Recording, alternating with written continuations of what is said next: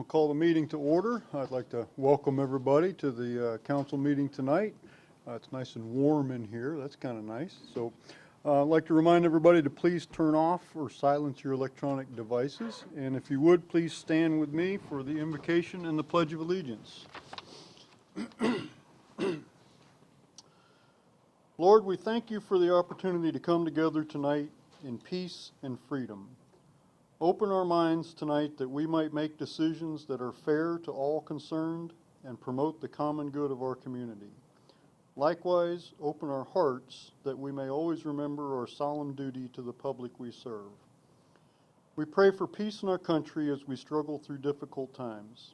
Help us to resolve our differences with mutual respect, civility, and solidarity.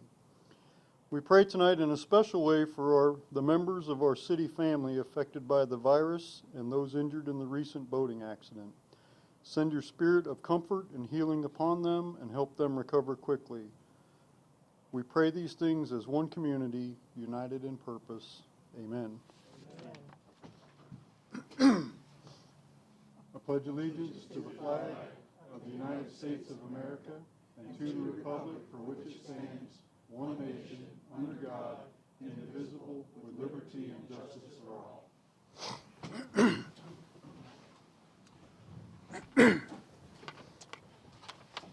So our first item on the agenda tonight is a very good story to tell. And it's about a young man who's one of our leisure services employees, a young man by the name of Adam Bricha. And I know I can't say it right. I've tried, but I can't get my tongue to say that correctly. But Adam has been employed with the city for a year, but he grew up in our city programs at the rec center. He began as a scorekeeper for basketball games, then he became a referee. Once he was eligible, he was then hired on as a rec leader one. A couple of months ago, and I was familiar with this story, I don't even need the write-up. A couple of months ago, Adam's working at the Family Rec Center, at the fitness center where he always works. I see him in there every day. And he was cleaning up. And in the process of cleaning up, Adam discovers a large sum of money that had fallen out of somebody's pocket or gym bag or something on the floor. And Adam, without any hesitation at all, he picks up this large sum of money, more money. And you know I didn't drop it because I don't even have that much money. Right? And he immediately takes it up to the desk at the rec center and turns it in and tells them, hey, I just found this on the floor in the gym. Somebody must have dropped it. They must be coming back for it. Now, you know as well as I do, right, that a lot of people would have picked that money up and said, oh, look, Christmas came early, but not Adam. Adam did the right thing. And then a short time later, of course, a citizen calls up and says, hey, I dropped a lot of money in the rec center. Did anybody find it? And of course, they went through a series of questions to make sure that, you know, the person knew the denominations and everything. And then they said, yeah, we have your money because Adam turned it in. So these kind of things happen all the time with our employees. We could probably hold 2 meetings a month just telling stories about the wonderful things our employees do. But I wanted to invite Adam here tonight to get a little public recognition and for the council to give him a certificate of appreciation for his good deed. So Adam, please, if you would come to the podium. Would you like to say anything? Sure, yeah. Don't tell them that I can't lift anything heavy. Yeah, so even if one of our members were to find it, I feel like they still would have turned it in as well. I feel like all of our members and all of our staff, we have a great community at the rec center. Everyone's trustworthy. People always tell me if they can leave their phone or leave their wallet behind the desk, and I tell them there's no fear to put it in the cabinet. Nobody is going to take it. We have a good staff at the rec, and we have even better members. Well, very good. Let me give you this certificate. Thank you.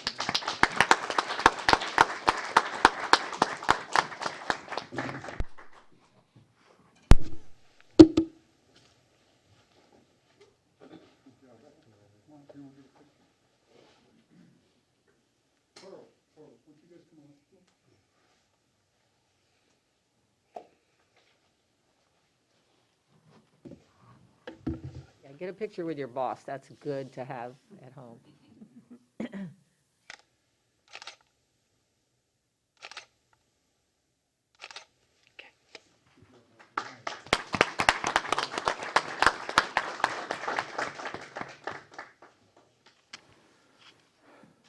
Mr. Stevenson, did you just give him the day off? Paid day off? Let's not go crazy now. All right. Next item on the agenda is a presentation from the Terrace Golf and Country Club. I see our general manager, Jim Music, is here to give us a status update on the new irrigation system. Welcome, Mr. Music. It's always a pleasure to see you. Thank you, Mayor. Council members, thank you all. Can I? Please do. Okay. Thank you for the opportunity to come and speak to you this evening. It's something Charles has told me. I'm on a short lease, so I'll go pretty quick. I'm here to report to you that after our partnership that we started on almost 3 years ago has finally come to conclusion, and that is the new irrigation system for the Terrace Golf and Country Club.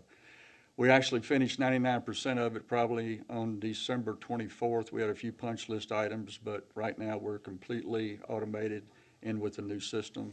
The only thing remaining is the pump stations. So I'll take you through a few milestones in the project.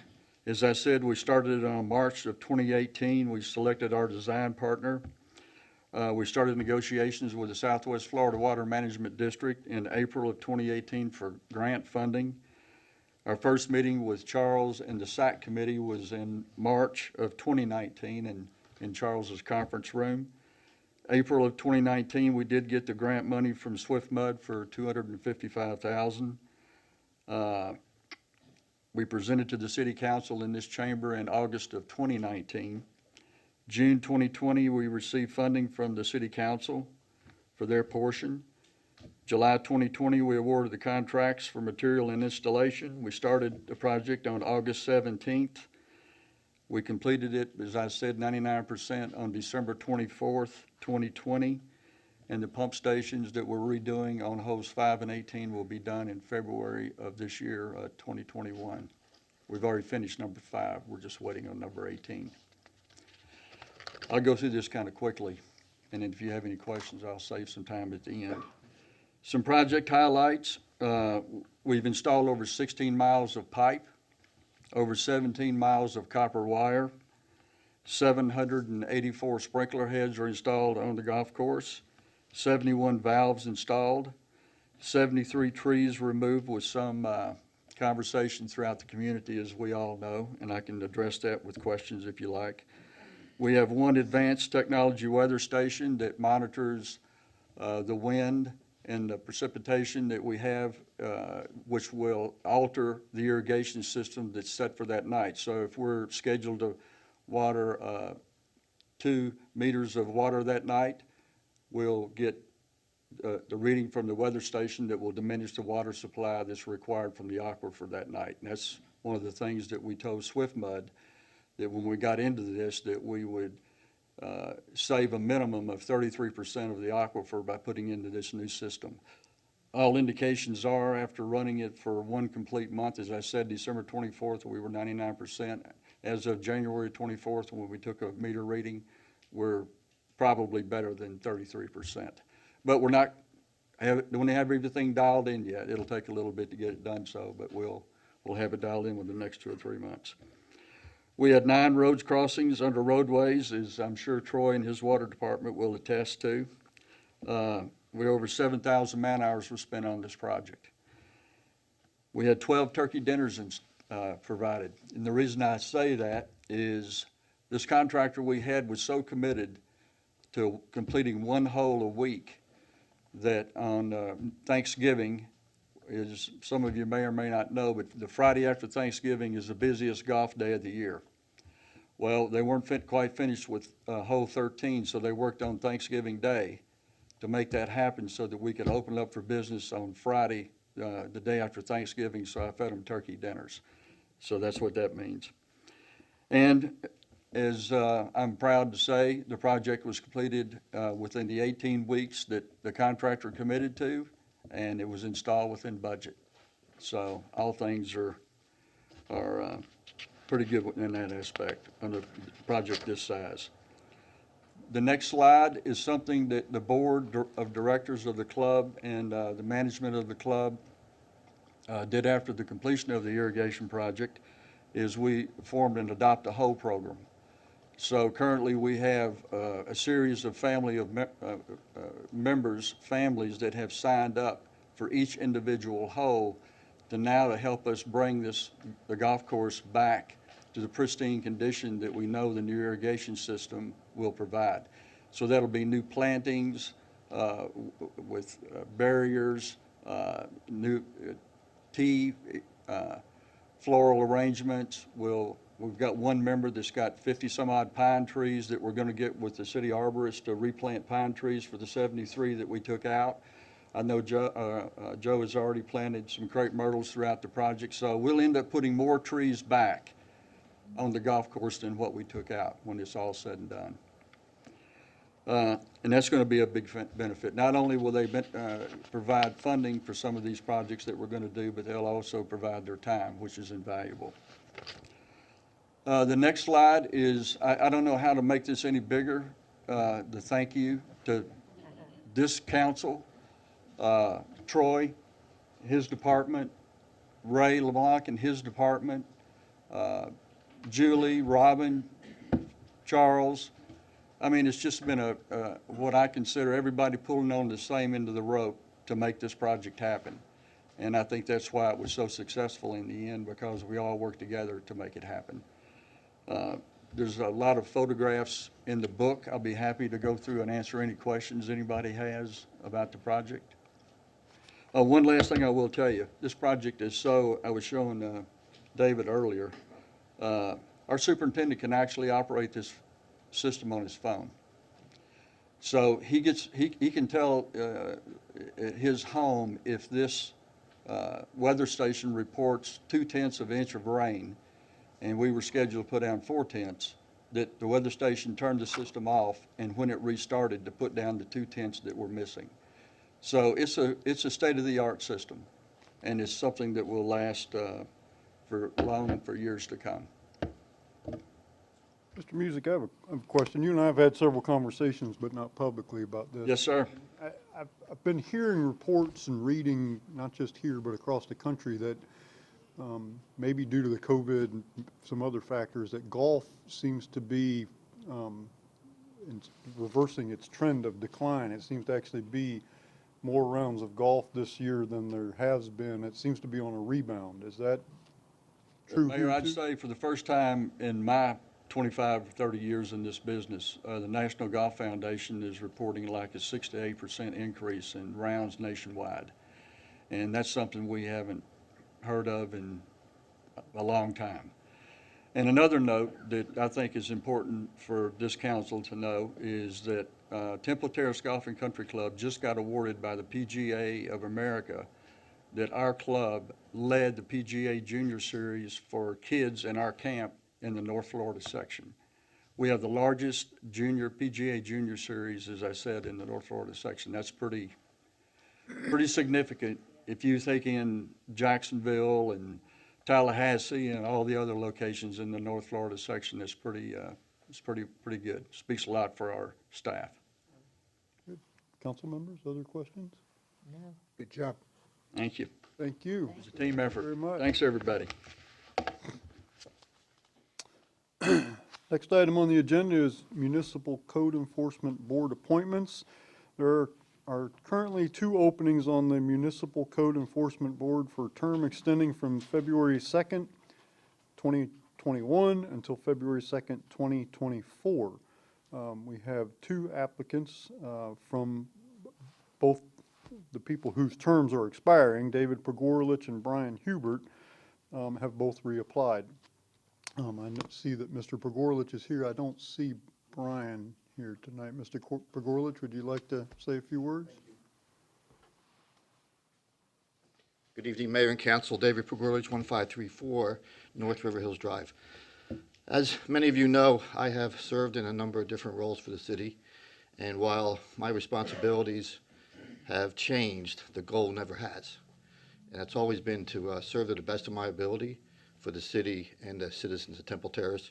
And with your approval tonight, I hope to continue to do that. Thank you. Thank you, Mayor. Thank you, Mr. Pogorlich. And as I said, I don't see Mr. Hubert here. If acceptable, I'll entertain a motion to approve the appointments of David Pogorlich and Brian Hubert to serve as members of the MCEB for terms extending from tonight until February 2nd, 2024. Is there such a motion? Move to approve. Second. There's a motion and a second. Is there any discussion on the motion?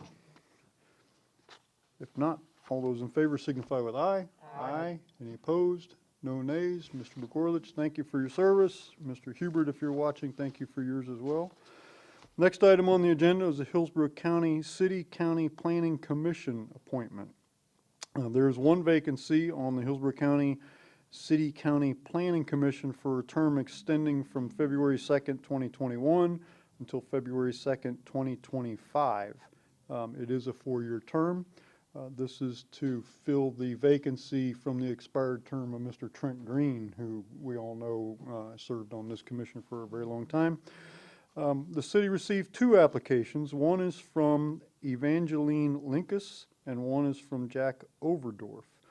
This commission has both day and evening meetings, and both applicants indicated that they're available to attend. Are the applicants present tonight? Neither one of them are present? Okay, very good. So council members, we each have a ballot to vote for your top, to vote for one of the 2 applicants for service on the Hillsborough County City-County Planning Commission. If you would complete this, attach your signature, and then pass them down this way, we will give them to the city clerk for tabulation, and then we will need a motion to Sorry. approve those. Let's do that. Makes sense. Take a brief pause while Cheryl does some higher math here.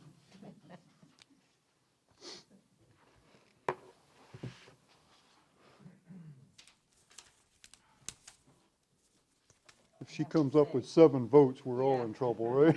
I have to say, both candidates their credentials. They are, amazing. they are. It's a very good problem to have when good problem. it's difficult for us because, but that's good. Because oftentimes we don't get a lot of, Actually, you made it very easy for me this evening.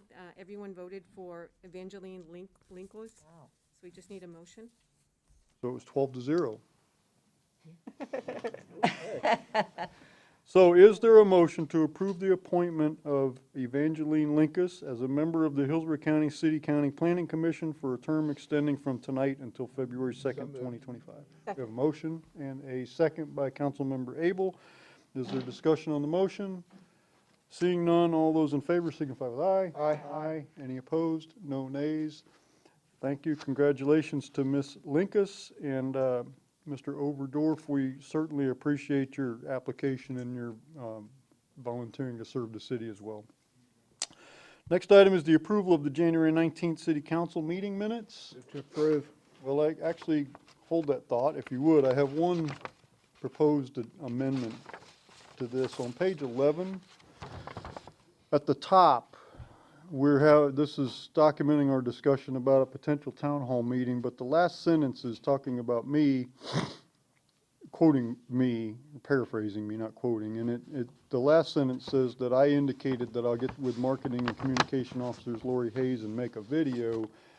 What I meant to communicate, if I said it wrong, was that was one of the options. I don't think I ever selected that, I committed that was the option I was going to choose. So with that correction, does your motion? Move to approve is corrected. Second. Motion and a second. Do we have any discussion on the minutes? Any other corrections? If not, all those in favor signify with aye. Aye. Aye. Any nays? No nays. The minutes are approved. Next item are persons wishing to be heard on items not listed on the agenda or items on the consent agenda. 3-minute time limit will be imposed on all comments from the public. We do ask that speakers come to the podium, state their name and city of residence.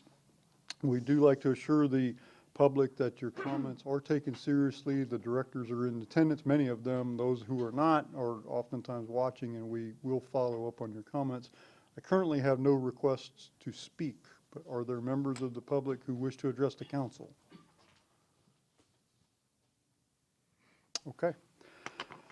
Next item on the agenda is a resolution approving the refinancing of the city's taxable non-ad valorem refunding note Series 2019. Mr. Jay Glover, Managing Director at PFM Financial Advisors, will explain. Welcome, Mr. Glover.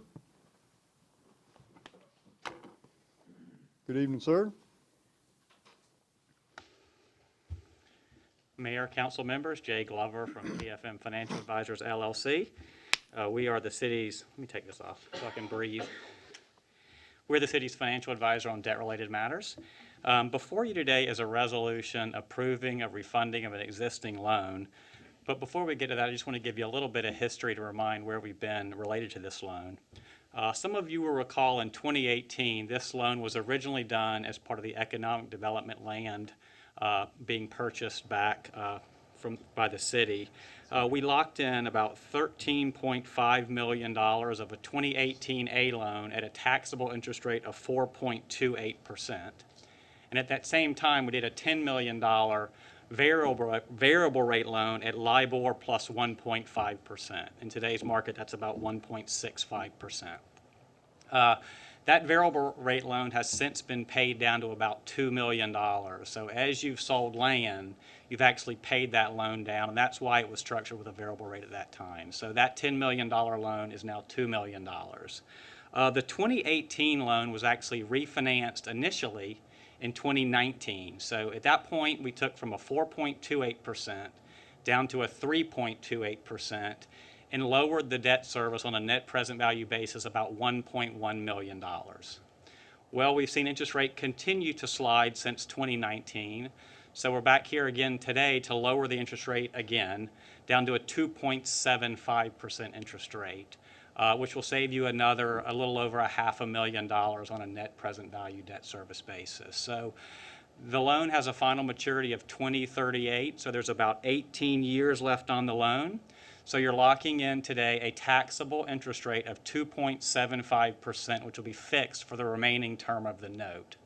I will point out that the loan is still has call flexibility moving forward if interest rates were to decline further. So there's just a little bit of a caveat to that. So Center State Bank, who is the current lender, has said for the next 2.5 years, if you want to refinance away from Center State Bank, so if interest rates continue to decline and you wanted to go to another financial institution to get a loan to repay them, they would not allow you to do that at that point.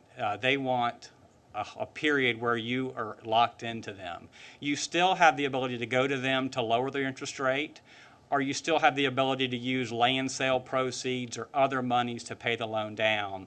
They just don't want the loan being paid off by another financial institution for the next 2.5 years. So, and once you get to 10/1/2023, the loan is prepayable at par under any circumstances. So there's still significant call flexibility, but we thought that was a good trade-off for them willing to lower the rate to 2.75%. So with that, I'm happy to address any questions you all might have about this process or the financings we've done previously related to this project. Prior to questions, are there members of the public who wish to address this item? Seeing none, council members, you have any questions for Mr. Glover? No, thank you. Okay, very good. Well, Mr. Glover, anything else? Nope, that's all I had. Jill has a question. Very good. Okay, okay, we have one person that was, I have a question. and you have a question, okay. Annette Rennie, 9512 Woodland Ridge Drive. When you refinance, are there more closing costs attached to that? That's a good question. So, obviously there are financing costs associated with any refinancing, but the savings figures I've quoted within this presentation, initially the $1.1 million and the $550,000 you're saving with this loan include the cost of issuance. So there is about $25,000 worth of cost to do this refinancing, which is taken into account in what I mentioned. And those are fees for your legal counsel to prepare the documentation before you. The bank has counsel reviewing documents on their behalf, and I, as your financial advisor, also have a fee. So yes, there are closing costs, and they're taking into account in the numbers I presented in terms of the savings that you'll realize on this financing. Thank you, Mr. Schistler. I think you had a. Well, thank you. That was my basic question, but I have a question for Lynn, if it's appropriate for her to talk at this point.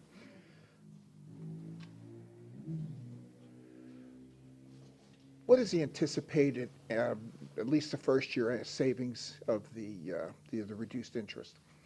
The anticipated savings for the first year, I believe, was about, You'll save in 2021, you'll save about $45,000 in terms of lower interest cost, and then in 2022, which is a full year, it's about $65,000. Okay, so we'll fully absorb all the issuance costs in the first year, which is. that is correct, yes. And we're planning on shifting that back into principal on the 2 million, the savings? Yes, that is absolutely correct. It just went ahead, you all budgeted last year to pay down part of that principal, and so I went ahead and got that part of it done. By the end of this month, it'll be 1.8. Whatever savings, if it's okay with you ahead of time, whatever savings we have from this transaction, I would like to put whatever savings we have into the principal of the other loan amount.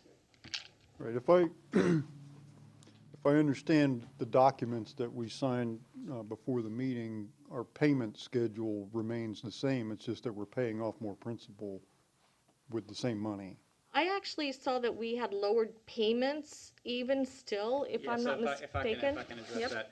The principal amortization schedule on this loan did stay the same, but at the lower interest rate, your interest goes down, and that's where your savings are coming from. I think the loan that continues to be paid down in terms of principal prior to maturity is the 2018A variable rate loan that's $2 million. So you have a set principal amortization on this loan. So every year you're paying down principal on a regularly scheduled basis. But to the extent you want to pay down more principal with savings or additional money you have, you're free to do that at any point in time without a penalty. After October 23. No, in this case, the only restriction through October 23 is getting an external loan away from Center State. But if you have internal funding, or you sell some more land, or there's additional budget capacity, you can pay either of those loans down without a penalty.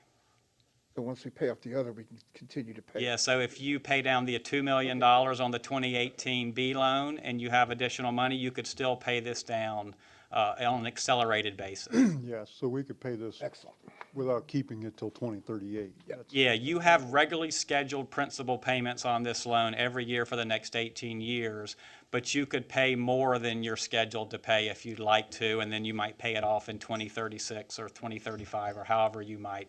The bank requires you to pay it off in inverse order of maturity, so you're going to pay off the long-term bonds and shorten the final maturity if you accelerate payments. Other questions for Mr. Glover? If not, is there a motion to approve the refinancing of the city's taxable non-ad valorem refunding note, Series 2019? I move to approve. Second. Motion and a second. Is there discussion on the motion? Seeing none, all those in favor signify with aye. Aye. Any opposed? No nays. The resolution is approved. Cheryl, did you need me to sign this now to give to them, or we already? Okay. All right, very good. Next item on the agenda is a resolution adopting SPR 20-10, final site plan for Silvio Palms located at 5212 Temple Heights Road. Senior Planner Gus Carpus will explain. Welcome, Mr. Carpus. Thank you. Good evening, Mayor and Council members. What you have tonight, the first item from Habitat for Humanity is a final site plan for Silvio Palms, is what they've chosen to name their proposed plat, located at 5212 Temple Heights Road. Again, it's Habitat for Humanity of Hillsborough County. The location is 5212 Temple Heights Road, located north of Temple Heights Road and west of Overlook Drive. The proposed site plan has 12 single-family lots and an out parcel to serve as a park. In addition, I did not add that there's going to be another common area that's going to serve as a retention pond. It's on 2.38 acres. There's the aerial. Some of you may recall that they rezoned the property a while back, so this may be a picture you've seen before. So here is a copy of the plan So what they're proposing again are the 12 lots, the outlot for the park. I'm gonna pull this down. Then the outlot for the retention pond. Each of the lots are gonna have a minimum lot width of 40 foot, a minimum lot depth of 100 foot. The minimum lot area for the lots are gonna be 4,000 square foot.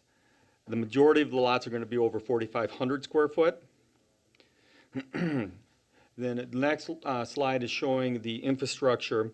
I errantly put on the attachment landscaping in your staff reports. The landscaping has not been submitted at this point. This does show a tad of the landscaping along the west side that is going to be maintained by the HOA. But what they are showing is a 50-foot road right-of-way. They're going to be installing a road that will become public right-of-way. They're going to be installing sewer, storm sewer, and the retention pond. All of that needs to be installed and approved prior to the issuance of building permits. Included is a safety turnaround for the fire department, which has been reviewed. They're proposing also a sidewalk and a mail kiosk, which is shown in the plan. We don't know when the sidewalk, that may be after construction, but at some point it will be put in there. The next slide is showing a typical lot layout. We're requiring a front yard setback of 20 feet, which would allow stacking of parking. Rear setback of 10 foot, side yard setbacks of 5 feet, and then on a corner lot, setback of 20 feet. Here are elevations that were submitted previously showing 3 different housing types that they would be putting on the site. The applicant is here. I don't know if they have adjusted these elevations at all. There may be different plans that they have come up with.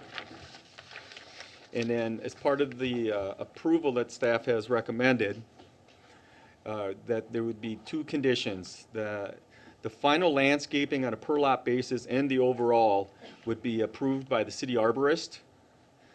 And then the playground equipment has to be placed in the common area, and that would be looked at by our Park Leisure Services department to make sure that it's of commercial grade and stable, that will last for a while. So staff did recommend approval for the resolution. The applicant is here. Would the applicant like to provide comments? Good evening, sir. Good evening. I'm Ron Spohr with Habitat for Humanity, and I'm also here with Lynette Glass from our staff and Jeremy Couch, PE from Tampa Civil. And we're here to respond to any questions or comments. I would like to mention Habitat for Humanity is a homeownership program, so we propose to build these 12 homes in partnership with income-eligible families. And those families or those households will buy the homes with an affordable mortgage that will be repaid to Habitat for Humanity, allowing us to continue the program and provide more homeownership opportunities throughout Hillsborough County. Very good, thank you, sir. Prior to questions, are there members of the public who wish to comment on this item? Seeing none, I do have a couple of questions. It just struck me, well, no, this is probably better for you or whoever you want, but it struck me during the presentation. So these common areas that you mentioned, the homeowners association is going to be responsible for the landscaping and a playground.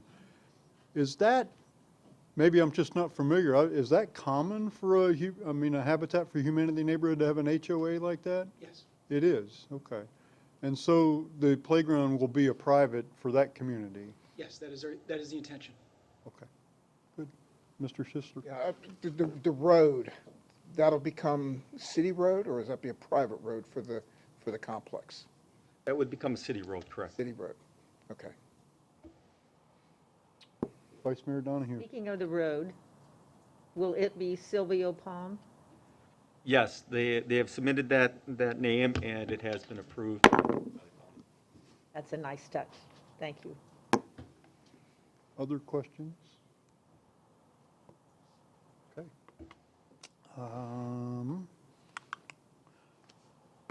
If there are no further questions, is there a motion to approve SPR 20-10, the final site plan for Silvio Palms? There is. I move to approve the resolution adopting SPR 20-10, final site plan for Silvio Palms.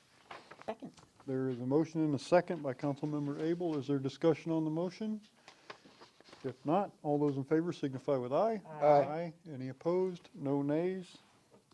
The resolution is adopted. Next item is related. This is a resolution adopting SP 20-02, the final plat for Silvio Palms, located at 5212 Temple Heights Road. Mr. Carpus will explain. Yes, this is going to be almost a deja vu presentation. Again, Habitat for Humanity is submitting for a final plat approval for Silvio Palms, I can almost say it, 5212 Temple Heights Road. Again, it's located north of Temple Heights Road and west of Overlook Drive at 2.38 acres. Again, 12 lots, 2 outlots, 1 for a park, 1 for the retention pond. Aerial shot, which you've seen previously. There's the cover page for the plat, and then the detailed southern portion. Unfortunately, the plat is too big. I can't go north-south. So again, it's 12 lots, 1 outlot for the park, 1 outlot for the retention pond, 40-foot wide lots, 100-foot depth on the lots, minimum 40,000 square foot. It's pretty self-explanatory and compared to the site plan. Again, we do recommend approval for this, subject to any conditions the council may have. So there are no conditions to approval? Not for this, no, I placed them on. So everything's in compliance with normal zoning rules? Correct. Are there members of the public who wish to comment on this item? Seeing none, council member questions? The petitioner's here, I'm sorry, I should have invited you back up. Would you like to present again, sir? I have nothing further to add. Just available for questions, okay. Are there questions for the petitioner or for staff? Okay, let me make sure I'm not skipping something here. If there are no further questions, is there a motion to approve? Move to approve resolution adopting SP 20-02 for the final plat of Silvio Palms. There's a motion, is there a second? Second. Motion seconded by Mr. Chambers. Okay, is there discussion on the motion? Seeing none, all those in favor signify with aye. Aye. Any opposed? No nays? Resolution is approved. Next item on the agenda is a resolution. Oh, good night, thank you. Good night. Sorry, I was looking down, I didn't see him get up, thank you. Next item is a resolution adopting CU 21-01 for the conditional use permit for property located at 12902 North 56th Street. Mr. Carpus will once again explain. Yeah, you have a conditional use permit application for the operation of a wedding venue or wedding reception center at 12902 North 56th Street. And it includes a waiver from a distance requirement from residentially zoned properties. Again, the property is at 12902 North 56th Street. There's a future land use of commercial, the current zoning of commercial general. It's a multi-tenant structure on a little over 1.1 acre. The proposed lease area is going to be 2,600 square foot for the proposed business. So with the waiver, I added the ordinance language for the proposed waiver. The conditional use is permitted for places of assembly or entertainment wholly within the structure, provided that it be no closer than 200 feet from any single residentially zoned or used property. A waiver is necessary due to the fact that the proposed use is within 6 residentially zoned properties. Now, I've included a table to show that not only is it within 200 feet of 6 residentially zoned properties, it's within 200 feet of actual structures. It's within 3 200 feet of 3 actual structures in that buffer.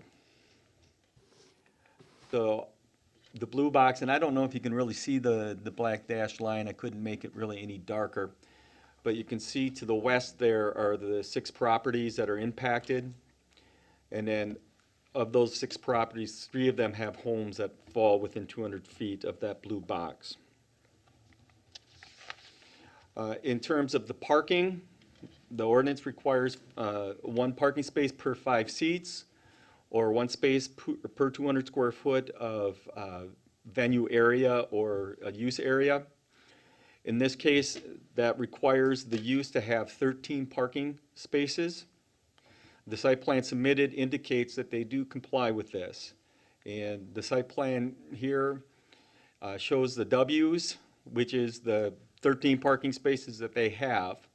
And then the red box is the area that they propose to use as their venue space.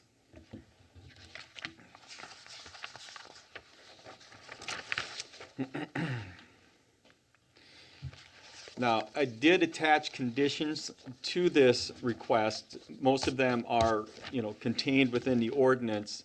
The public operations should be limited to 8:30 a.m. to 12:30 a.m.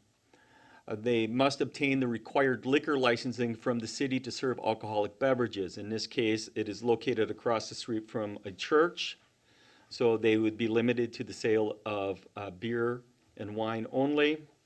If they wanted to go beyond that to serve alcoholic or hard liquor, they would need to get another waiver and approval from council.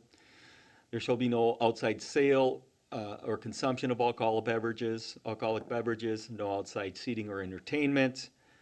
Seating shall not exceed 50 seats. If they do, they need to do this to meet their parking requirement.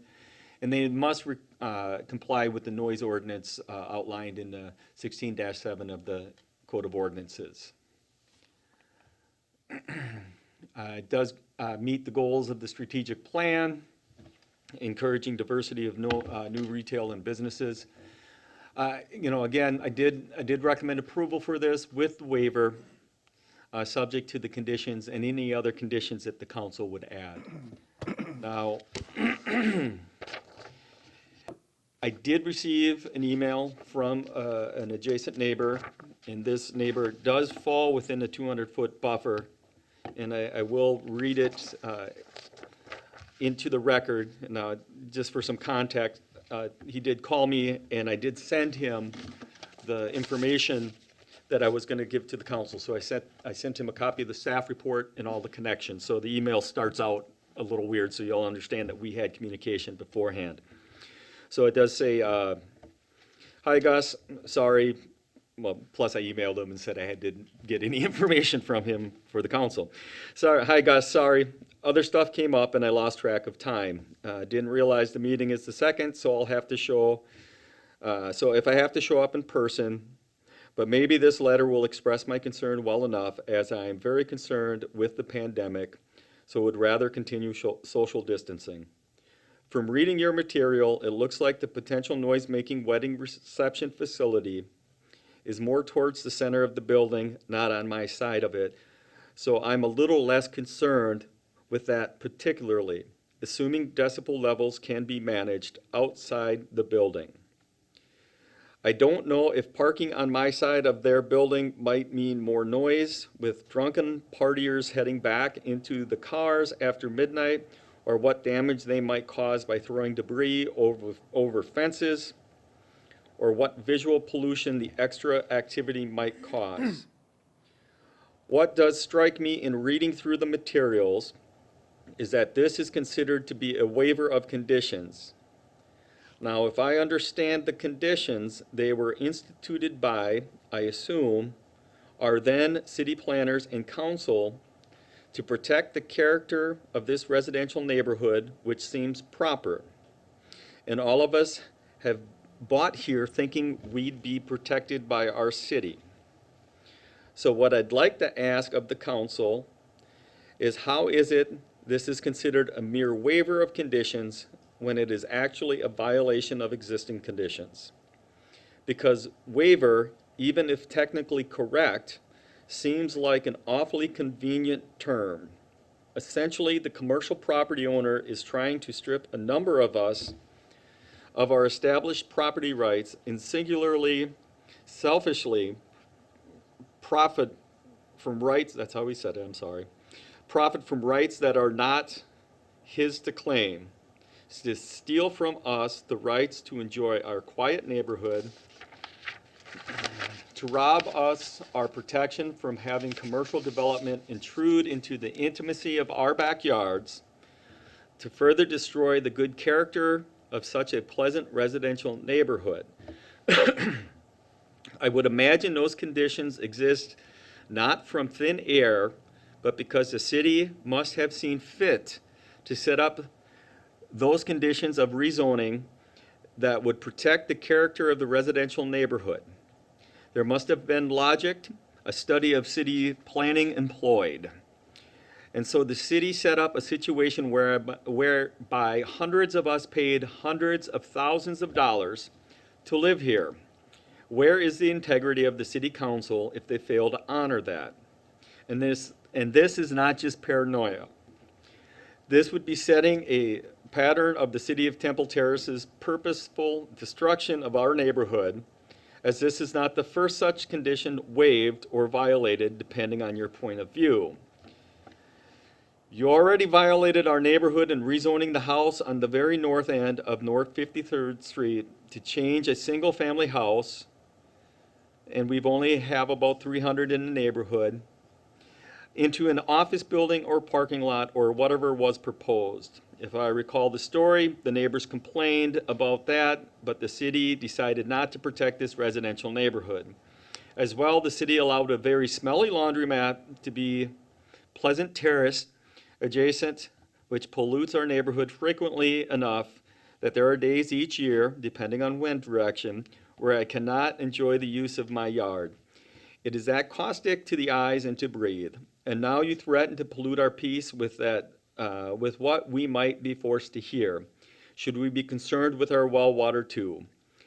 So again, whether or not my issue is with this particular project, I certainly have an issue with this city council creating and reinforcing a pattern of disregard for citizens.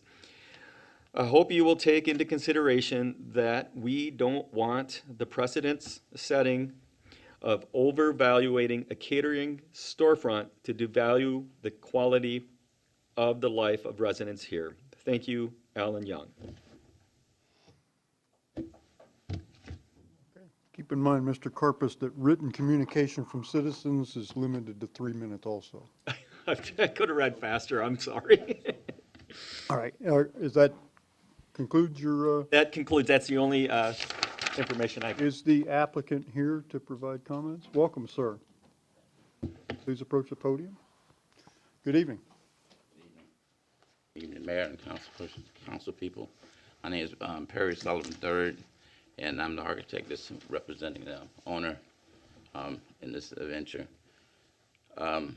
First off, a point of interest, I've been at this about 40 years, and this is the first time I've been to any city meeting that started on time. So you guys need to be commended on that. And then also the projects you did, it was done on time and in budget. That's unheard of in today's society. You guys need to be commended on that too.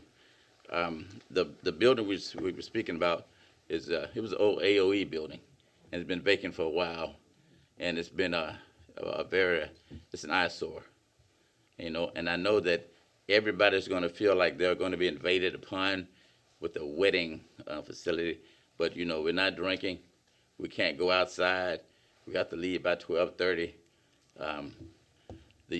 I've since put together a seating chart, and you see the way it's spaced out is COVID friendly, and also it's going to limit the amount of what they're going to have inside. And no matter how they arrange the venue, it's just not going to be enough room to do more than what we have proposed.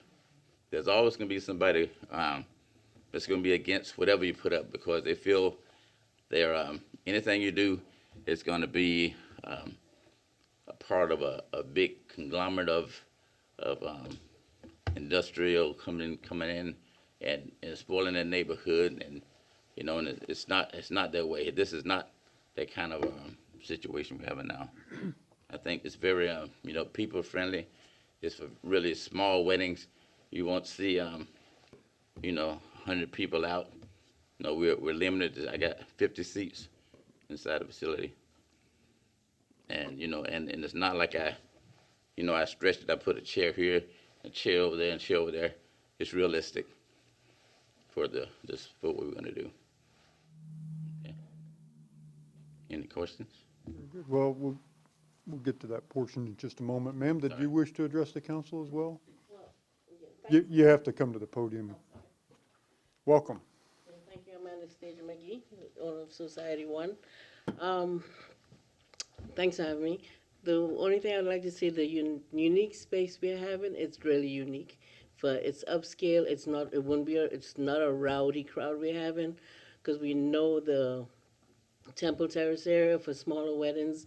The brides that I've had, because I have a cake shop on Nebraska, and even with the brides that come to Nebraska for the wedding cakes, they want something else apart from that big, elaborate. I'm not knocking the golf area, the golf club, but they wanted something smaller and central, so we decided to be in Temple Terrace. And it's 3 years. You can ask my mayor. I've been trying to have business in Temple Terrace. And so I would just want to say, well, it's definitely a unique acquired space that we have in. It's a shell. So all the brides have their contract for the caterer. We wouldn't be doing any cooking in there and anything like that. So it's just a shell to give them that very special, intimate surroundings. That's what I'd like to say. Thank you. Mr. Carpus, anything else before I ask for public comment? Nothing at this point. Ladies and gentlemen, other members? Oh, I'm sorry. Yes, sir. I just have something to add to it. Sure. I would be remiss not to mention Mr. Carper's. Yeah, I know I've been a pain in his side for a couple of months. He'll be glad when I'm out of here. I just want to thank him publicly for all the help he's done. This first time I've had to address it with Temple Terrace, and he and his staff really guided me through all of it. It was a very pleasant experience.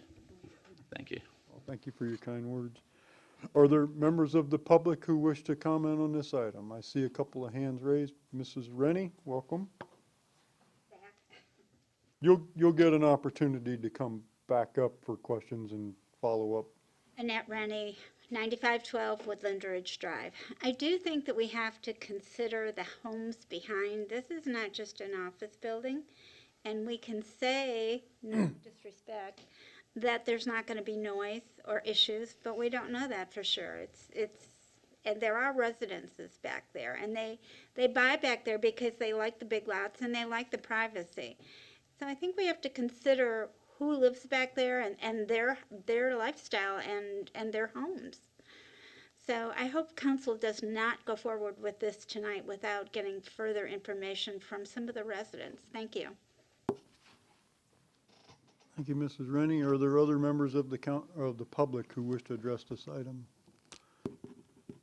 Okay, seeing none, the applicant like to respond, or come up and approach for questions at least, or respond to the comments. We do have some questions. I have some questions. So we need somebody to come up. There we go.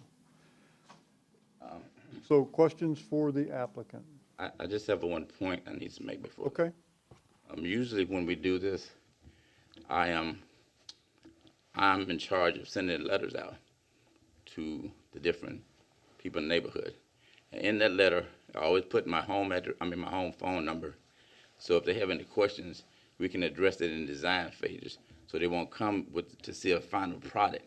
You know, they'll have their hand in it, and we'll explain any problems, try to solve any issues that we would have ahead of time. But, you know, this is just a little different for me. But, you know, it's still not too late to try to address it. Okay. Vice Mayor Donahue. Thank you for being here. My question would probably be to our city staff. What else could go in that space? Could a restaurant go in that space? Yeah, in the commercial general, I mean, it's pretty wide open. So can you just give me an idea of you don't have to give me the whole list, but obviously, a restaurant that would have people coming and going, Well, yeah, a restaurant, I mean, parking? yeah, high traffic type stuff that, I mean, at least with the conditional use permit, I mean, you have regulation on hours and stuff like that, where we put 12:30 on this. And then also with the use, I mean, it's not gonna be used every night. Whereas if you put a restaurant in there that serves alcohol, even just beer and wine, which wouldn't need a conditional use permit, you know, they would be open every night. They wouldn't be able to have outside service and that type of stuff, but you'd still have some of the same issues or concerns that you would have with this, only would be every night instead of probably on the weekends or whatnot. Well, I was thinking the same thing, that you're not going to have 7 weddings. It'd be great if you did, Yeah. but you're not going to have 7 weddings a week. You're probably going to have, let's hope for 3, right? And also, but also the 50 people, I mean, that's such a small number of people. I mean, I'm, when I looked at this, I was pretty sure it was the AOE building. And you're right, it's been empty for a long time. So in looking at it and thinking about what else could go there, this seemed to be a pretty tame item to go there. I don't know if you've noticed, but we also have are we becoming a wedding destination? We have a wedding, a dress shop right down the street from you. So maybe a new bakery. She's wriggling her eyebrows back there, yeah. So that would be my question. My second question is, what is the fencing right now behind the building? Is it a wall, or is it just, what separates the commercial space from the To be honest, residential? I did not go back there or take any pictures. I did. It's a 6-foot block wall. It's a block wall? Okay, thank you. That would have been that makes a big difference as well, for noise as well. Okay, all right, thank you very much. Councilmember Schuster. Yes, thank you. 2 things. Are you guys buying the building or just going to be leasing the site? No, what it was, they're renting a space. They're renting it, okay. Second question, then, how did we, I didn't really see it in here, if I did, I missed it. We did, how did we notify the people in the area, the local residents? Within the ordinance, we have a radius requirement. Right, we And so notified mail out- everybody? We mail out a notification of, you know, the meeting dates, what's being requested, and then contact me if you have any, you know, questions or comments, and then that type of stuff. So it's And just, all we received was one just received correspondence. just received one. And again, he called me directly, and then he said he was gonna speak with his neighbors. But I didn't get any returned to me. Typically, if something gets returned, we try to send it back out. But I didn't get anything returned. And there were certified letters? They're not certified, no. We're not required to do that by the ordinance. Okay. All right, thank you. Councilmember Chambers. Thank you, Mayor. 2 questions. How many events do you anticipate per month, let's say?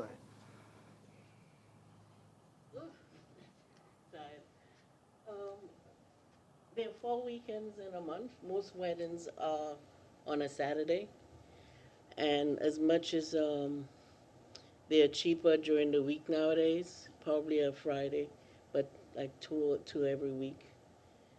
Okay, Yes, for now. I mean, we've been there, and because of COVID, we've lost quite a few contracts on not having to have any weddings because of social distance. But most weekends, which is 4 Saturdays a week. okay, and, okay, thank you. And why did you pick the time of 12:30 to stop? Why not midnight or 11 or something? That's in the ordinance. That's in the ordinance? I put that in there because that's what's in the ordinance. Okay, thank you. And my last question, is there any access to the back of the building? It doesn't look it, but is there a way to get a vehicle around the back or anything? No. Okay, thank you. That's all I had. I just have a comment, and that's, I don't want to be dismissive of the concerns of Mr. Young, who wrote that letter, or anybody in that area, and I'm glad to hear that everyone has reached out to. But like Councilwoman Donahue said, this doesn't sound like it's it's as bad as it could be. I mean, it could have been something that was a lot more noisy than something like this, so I don't have any concerns. Could have been a dog kennel. I have a couple of questions. I'll start out with questions for the business owner, ma'am. So first of all, I'd like to, Yeah, Anastasia McGee.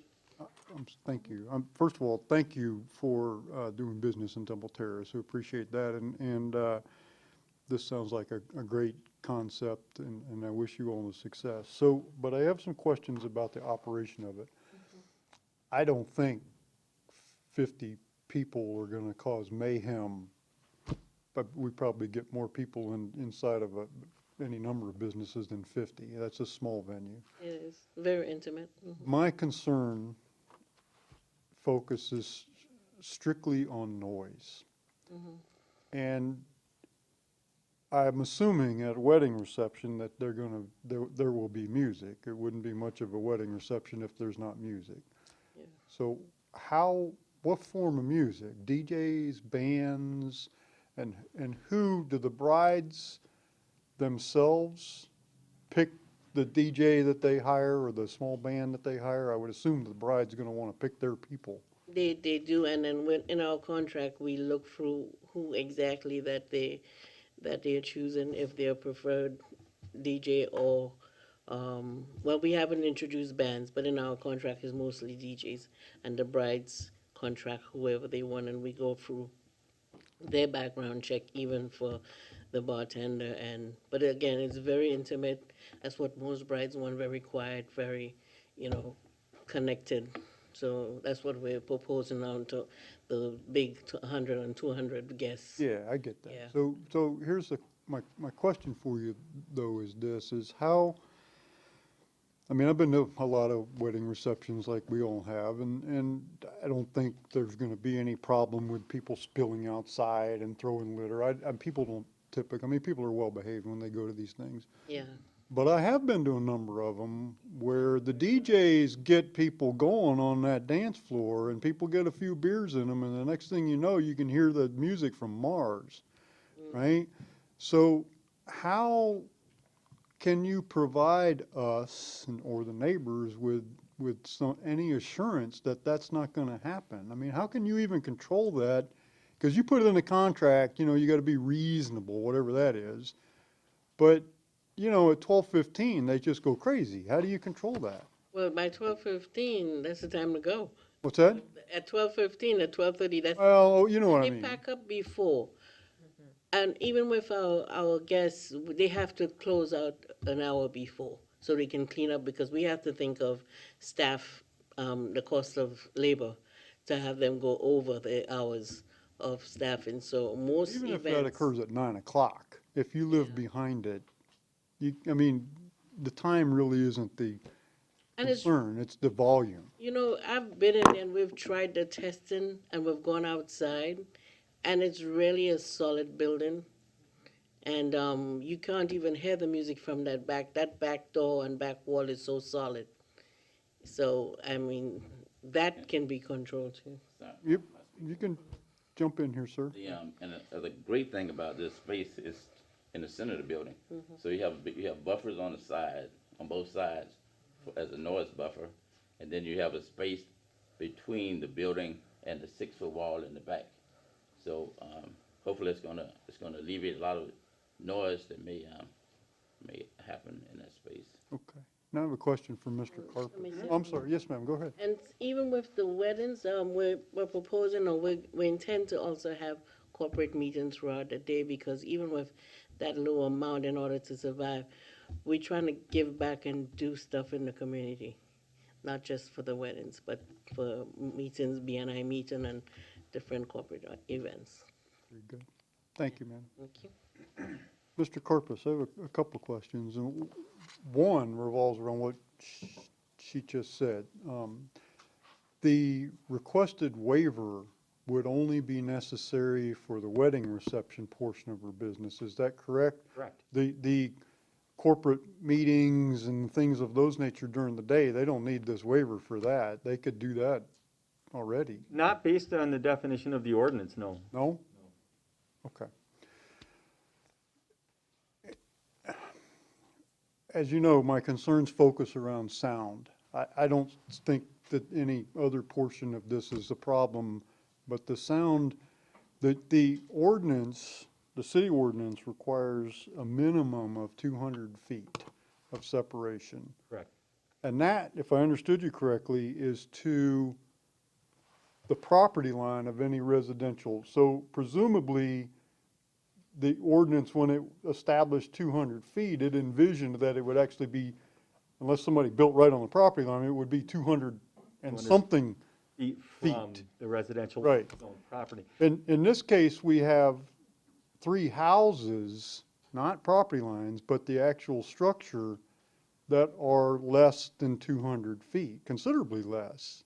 Correct. So what is the basis for your recommendation of approval? What gives you the assurance that this is a good idea to recommend to us that we approve it? Well, the one thing I looked at is, first of all, with the conditional use, typically a conditional use is a use that's permitted with conditions. Now, when I'm looking at the noise ordinance, you do have a decibel requirement that is a measurable quantity. So if there is a complaint that can be measured, if they're going over that decibel level, they can be called in and held to that level.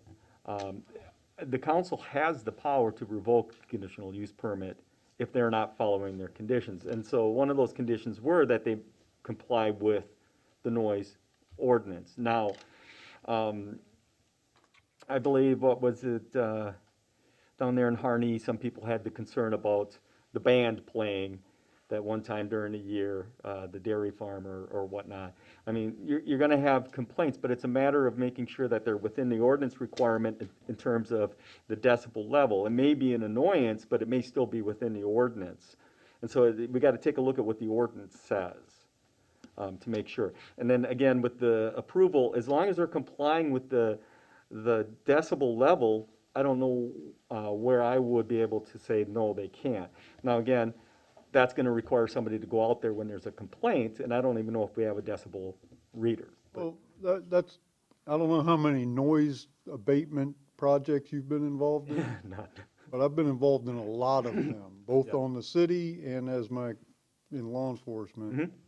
Noise ordinances are extremely difficult to enforce, almost impossible, because, well, for a lot of reasons, right? They're almost impossible, right? Ask the code board chair, I can tell you. I mean, ask the police chief, right? Noise ordinance violations, right? And the burden of proof, correct me if I'm wrong, shifts now to the city to prove a violation of a noise, right? So we can't just revoke conditional use permits Unless you can prove a without violation. proving a violation, which is nearly impossible. So, okay, that's my question. The rest of it's comments. Vice Mayor Donahue. Based on your question, what is the requirement, separation for a restaurant with a band? So they have karaoke or they have live music. We have several of those in town. And they butt right up to the houses. I'm not aware of one. So a restaurant has less restriction. A restaurant, a bar have less restrictions than a social. And now I'm not gonna answer 100% because I've never been asked that question before. I would have to review the ordinance. I don't think that's true. Yeah, I don't know for sure, so I Well, but can't we say. all can visualize restaurants that we know basically sit in residential. And we've had those come before us recently to make a request. So I know that we have several venues in town that have live music, and they are open every night. I really think we should give serious consideration to this business, understanding that they have a lot of rules we've already put in place for them. And the fact that they are in between 2 other major offices, so they're the space in between what was AOE and is something else now, right? Game. The comic books. Yeah, so they're in the middle, so they're really if anybody, they have less projection. I'm guessing they're going to project toward 56th Street, so that, I mean, again, I think we're probably ready to vote on this. We've asked this, unless somebody else has any Well, more we're questions. still asking questions, so Yeah, let's not. no, I'm not, I'm just saying, I think what I'm trying to point out is that this is such a small venue, and yet we're comparing it and bringing problems that we know could be worse. I mean, I was kidding about the Okay, let's, barking dogs, but, Vice you know. Mayor, I gotta, let's ask the questions. We're gonna have the discussion part in just a second. Councilmember Abel, hold on just a second. City Attorney would like to. You're next. I just wanted to, well, I know you realize it, but I just want to remind you, the term conditional use allows you to set conditions. So this is a chance to perhaps use your imagination and set the conditions that you would require in order to, if you wanted to grant this. I agree with the mayor completely. I wrote the ordinance, the noise ordinance for the city of St. Petersburg years ago. I know what it took to then try to enforce it, but there, and have more recently, before I came here, been deeply involved in a lawsuit involving a venue that was literally rattling the windows every Sunday in all the condos around it. So I've done a great deal of research about noise and music and DJs and subwoofers and speakers, and that has turned out to be what the problem is. It isn't really the loudness of music, it's the bass. And it's the bass that causes the neighbors to have problems. It's the bass that rattles the windows and shakes the foundations. There is such a thing as acoustical tiles. I don't know if the architect has utilized those at all in the creation of his spaces, but that is something too that you can set the conditions. And some ordinances are written that speakers have to be facing a certain way.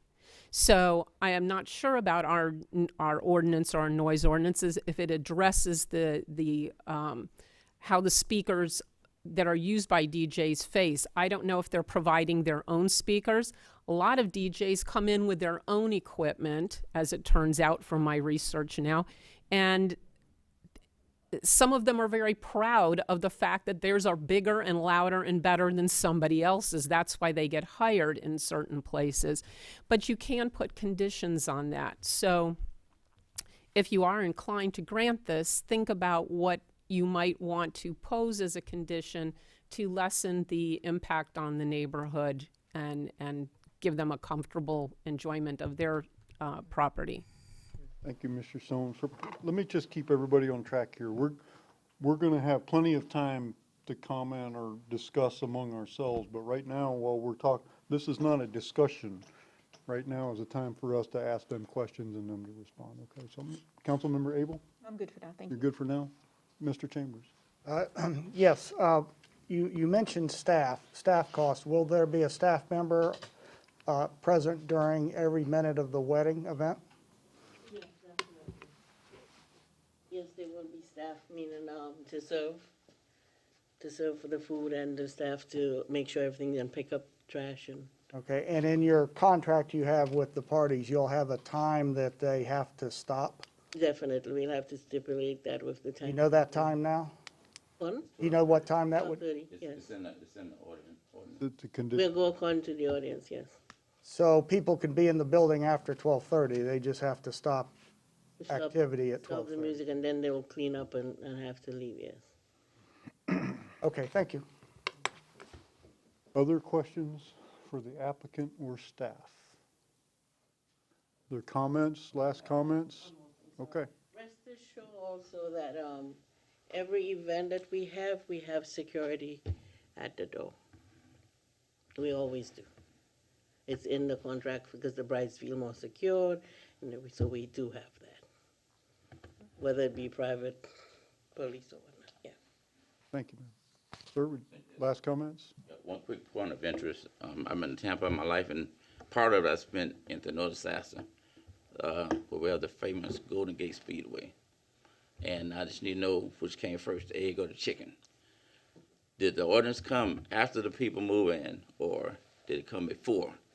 There were so many people complaining about Golden Gate Speedway, but the Speedway was there years and years before people decided to move next door to it. So I'm asking the question, which one came first, the egg or the chicken, with the ordinance and the homes that's within 200 feet? Okay. Thank you, sir. Mr. Corpus, any final thoughts? Well, the one thing, when I wrote that condition, the 12:30, my intention was that the public would be out of the building by 12:30. And again, as the city attorney said, we can be creative with our conditions. Just because the ordinance says 12:30, we could say party over by 11, building cleared by 12:30 of anybody from the public. I mean, that means the staff can still be there cleaning up, that type of stuff. But my intention when I wrote that 12:30 was that no, that's not when the party ends and you're breaking down then. That's the only thing I wanted to add. Thank you, Mr. Corpus. All right, council members. Discussion, motions, Mr. Chambers? A discussion on that issue, and that's where I was going.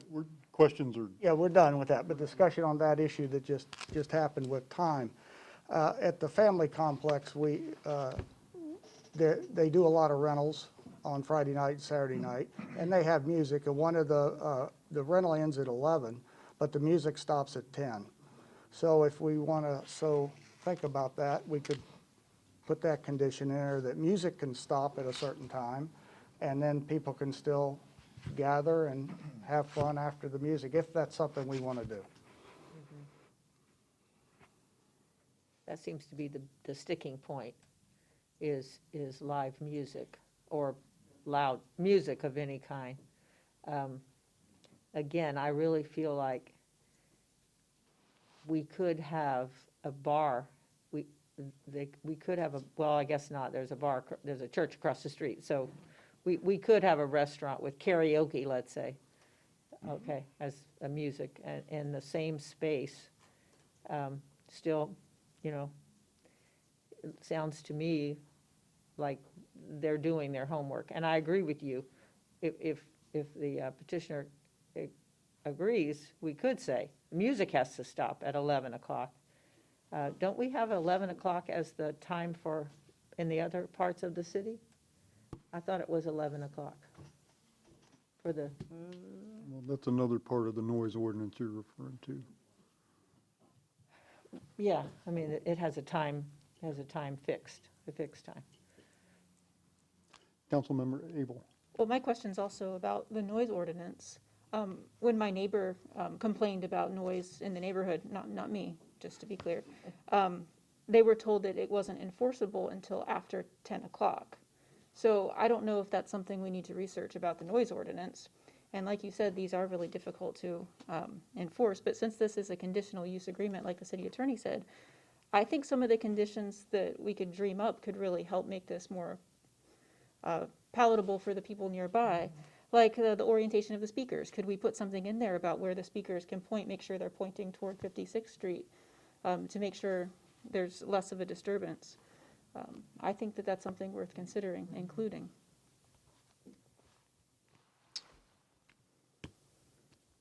Other comments, discussion?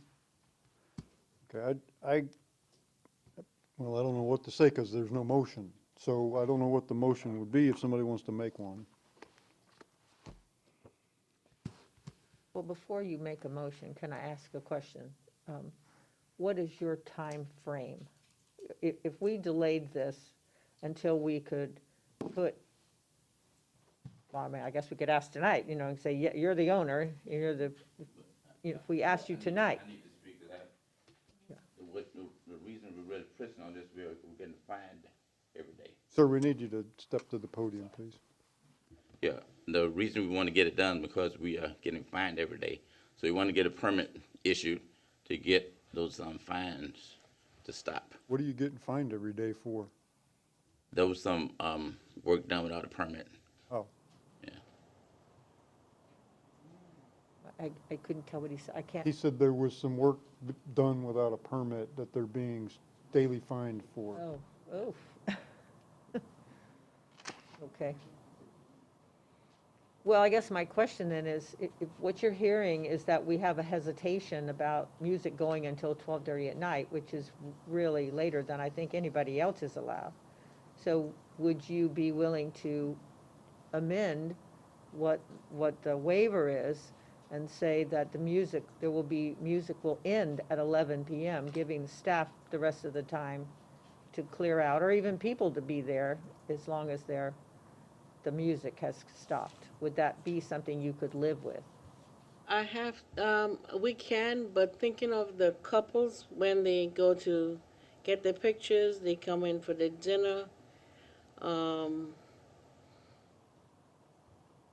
I mean, if we have no choice to say 11, we have no choice to say 11, but I'm thinking, putting myself as the brides, and the family come from overseas and everywhere to be there, and it's intimate, like they said, but it'll be like dinner time music. It wouldn't be like those loud party jump up and, So if we have no choice, we have no choice, but we go according to it, and time is of the essence, because right now we've advertised Society 1. I didn't anticipate all this, and as much as the numbers have increased with COVID, they still have brides who want to have, just 20 people, or I've had one for January when Mr. Ross got involved, where she had her invitations out, and she had to still have the wedding, or they would have sued us for not letting them know. So we had to try and do something for that couple. The others, they canceled because of COVID, and were disappointed they couldn't have the intimate weddings. We have one for inquiries for February and March. The inquiries are coming back up. And We need to wrap this up. Yeah, Okay, exactly. thank you. Thank you. All right, so is there a motion? Is there discussion? Is there somebody contemplating a motion? What are we going to do here? Well, I'm ready to make a motion to approve, but I do think we need to take consideration. 12:30 is really late for music. And, I mean, I could go 11:30, but that would be my motion. Motion to approve with a change in the ordinance, or this isn't an ordinance, in the ruling that this music end at 11:30. Okay. I'd like you to clarify your motion. Okay. So you're moving to approve this with an additional condition Yes, that the music has to end by 11:30, all music, all music. but the 12:30 stays as far as people can continue to be present. Right, to wind down, because if you're doing an Okay, event. well, don't justify the No, no, motion, well, just make the that's- motion. Well, that is, okay, that's my Okay. motion. Okay. Mr. Schoen, is that a legit motion you get? Right, it would just be adding that condition to the ones that have already been stated by Mr. Carpus. Okay, so we have a motion. Is there a second to the motion? I'm going to second, but I'd like to make an amendment to that motion. Well, second it, well, you can second it, and then it'll be open for discussion, and you can ask the motion maker to amend it, and if she declines, then you can remove your second. I'll do that. Okay, so we have a motion, and we have a second by Councilmember Chambers. Discussion will begin with Councilmember Chambers. Thank you. To make an amendment to also add that staff, or I'm not sure what staff would do this, but to look at the arrangement inside the building, to look at the direction of the speakers, or I won't say point towards 56th Street, because speakers do weird things. So to place the speakers in the most advantageous position so that sound won't go to the neighbors. So you're asking the motion maker to amend the motion to include speaker placement. That's staff, I'm Yeah, I not know, sure what you're asking her to do. Yeah, as a condition that our staff approve where, a general area where these speakers go and point. I don't know if any of our staff has that expertise, and I've got to look. Well, and that, but I'm not sure that that would work, because then they would have to clarify that into a condition of improvement that would then have to come back before us for approval. Well, I certainly don't want that, so.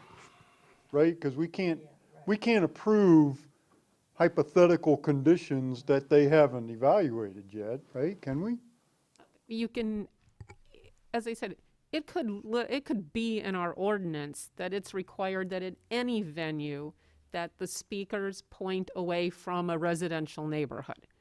But I'm looking at our noise ordinance, I don't see that jumping out at me at all. It only restricts loud and raucous noise that would be produced or reproduced of sound between the hours of 10 p.m. and 8 a.m. Then you get into probably what you were talking about before, loud and raucous. We'd have to prove loud and raucous.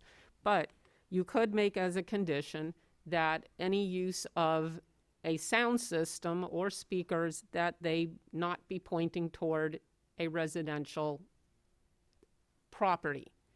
They've said that they're in the middle of this whole thing anyway, so I don't know that the residences are necessarily on either side. It would seem most of them are in the back. I don't know what's across the street. So I don't know if pointing toward the street is a solution, because I don't know what's across the street. I'll remove that. I'll remove that from my second. Okay, so I never seconded that, but I'll remove that discussion. So does your second Still stand? still holds. Okay, so we have a motion to amend the conditions of approval to include the music has to stop at 11:30, everything else on the other conditions remain the same, and we have a second. Is there other discussion on the motion? I have some.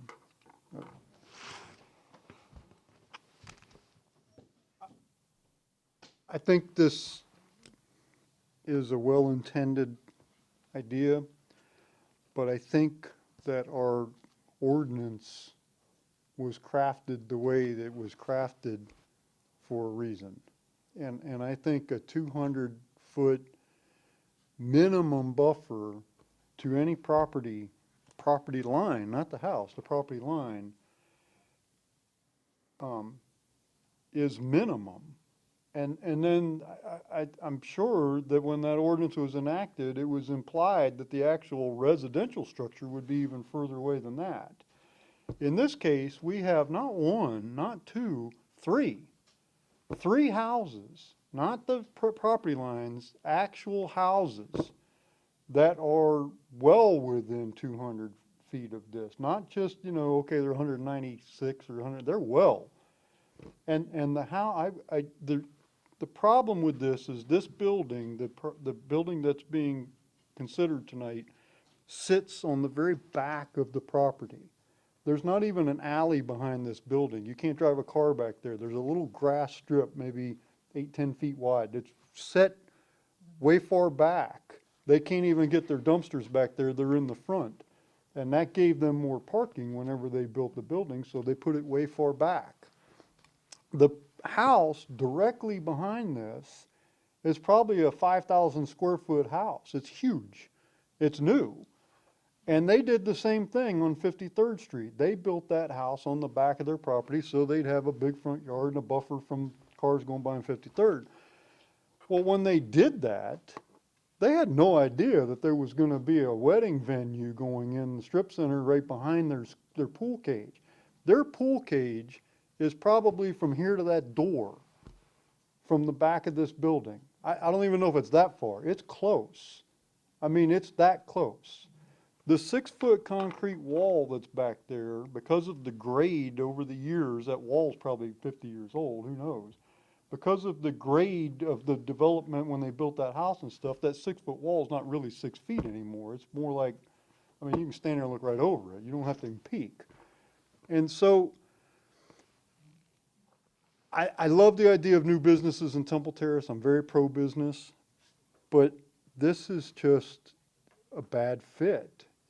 We're being asked to waive an ordinance in order to enable this that I think we should just stick with the ordinance. I mean, I can't go along with this. It's just, and I know, 11:30 helps, but, if you're in that house, or one of the 3 houses, by the way, not just one, 3, that are right there, I don't care if it's 8 o'clock, if you've got boom, boom, boom, boom, boom from a DJ going on, you just spent 300, that's gotta be a $600,000 house. There's a couple of them that are brand new that are huge. You just spent all that money to build a house in Temple Terrace with the assumption that, okay, there's a 200-foot at least buffer, and now, guess what? We're gonna waive that. So, anyway, I'll stop. Go ahead, Mr. Sister. Yeah, thank you, Mr. Mayor.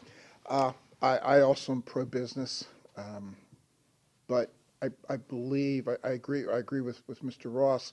The ordinance is there, the noise ordinance is there to protect our residents. And I think we're trying too hard to make this work. And it just doesn't seem like it's going to be an ideal fit for the location. Yeah, there could be a restaurant there. There could be a lot of other types of businesses there. AOE was there for many, many years. So while I applaud the city for trying to fill the business and to do that, I just don't know that this one is going, this particular type of venue is going to be the one that can make it there and not irritate and aggravate the citizens and residents behind it. At this point, I cannot support the motion to move forward with it, and it's unfortunate because it'd be, I'm sure there's some significant demand for it, but you figure if they're gonna every Friday, Saturday, and Sunday, potentially they're having loud music or something coming in their backyard, we're gonna have some really unhappy residents, and it's not just those 3. It's gonna be more. So at this point, I can't support the motion. I'm sorry. I just have one comment. I think we need to have a workshop on our ordinances, because we have a lot of places that we can all visualize right now that are not this type of venue, but are definitely venues that do exactly what we're saying they might do. And they're already doing it, okay? And they've been here for years. And these ordinances have been around for a long time. I'm not suggesting in any way that I want any of them to stop. I'm just saying we seem to have a double standard here for bars and restaurants and then venues of this type, which are on a much limited basis compared to the other businesses that we have. So I'll stick with my motion only because I'm afraid. I hear you. I mean, every time we look at that street, we said every time we've voted to allow businesses to come closer to those residences, sometimes we said, we're really sorry, but we don't have any choice. Now, this one we do. This one we do. We do on this one. But I don't know, 50 people as the maximum right away made me think, wow, this is such a small wedding venue. We're not talking about what they do at the club or at Woodmont or any of the other larger places that we have that have much bigger weddings. So I'm concerned that we have a lot of variance of what one business can do and what another one, we need to have a workshop soon. Councilmember Abel? This is not an easy call, and this is businesses versus residents. And as described, it sounds like the constraints for this business they don't seem like they're going to be that disruptive. And I think this is conditional, and we can revoke this if it does bother the residents. So I think that we can impart that upon the proposed venue owners, that we can take this back if it's bothersome. And it's really important to us that if we're hearing complaints and if it's giving an issue, we're going to say, like, we can't continue this. So I would go along with this because I do support businesses, and Temple Terrace has a reputation for not being so good for businesses, a long-standing one, for a reason, and I would like to give this business a chance. Just a couple of clarifications. One is we can't revoke this unless they are proven to have violated some term. We can't revoke this. That's not true. And second of all, the setback requirements, all these places that, unless they've been given a setback requirement, they're subject to the same regulations as far as setback to residences as everybody else. So there's no double standard. This is a city ordinance. We're being asked to grant a waiver of an ordinance. We're not making up an ordinance here. This is city ordinance. We're being asked to waive our own laws to allow this to happen. So just a little, we can't just revoke it. If we get a noise complaint, though, we're gonna revoke it. No, that's not how that works. It has to be proven before the code board or before a court that they violated the ordinance, which is almost impossible. Right? So, Mr. Chambers. Now, a question, if this is voted in the negative, if it's voted down, can the applicant make tweaks or something to it and come back again to us? Mr. Karpus, what would happen? Do they get an opportunity? Does this have to start all over, or is there an opportunity for them to pick up? I believe it's a question, city attorney, is that 1 year for substantially the same application? I'm not sure with the ordinance. If they're going to submit, yeah, I don't know what the criteria is exactly. If they were to withdraw the application and try to amend it. I think we had looked at this feedback before, and I think that it would have to be substantially Different. Well, what if? come back within a shorter amount of time. What if, I think I know where Mr. Chambers is going. What if we postponed this to the next meeting, right? Their application would remain open, and you would have then an opportunity to meet with them to see if there's any way to satisfy some of these concerns. Would that? It's my, Well, not really, no. it's my understanding that your main concern is the noise. Yes. So, Only concern. so I would be looking at if they have a way to remedy that issue. Correct. Is that fair to? Yeah, I also want to know, would it be easier for me to withdraw my second?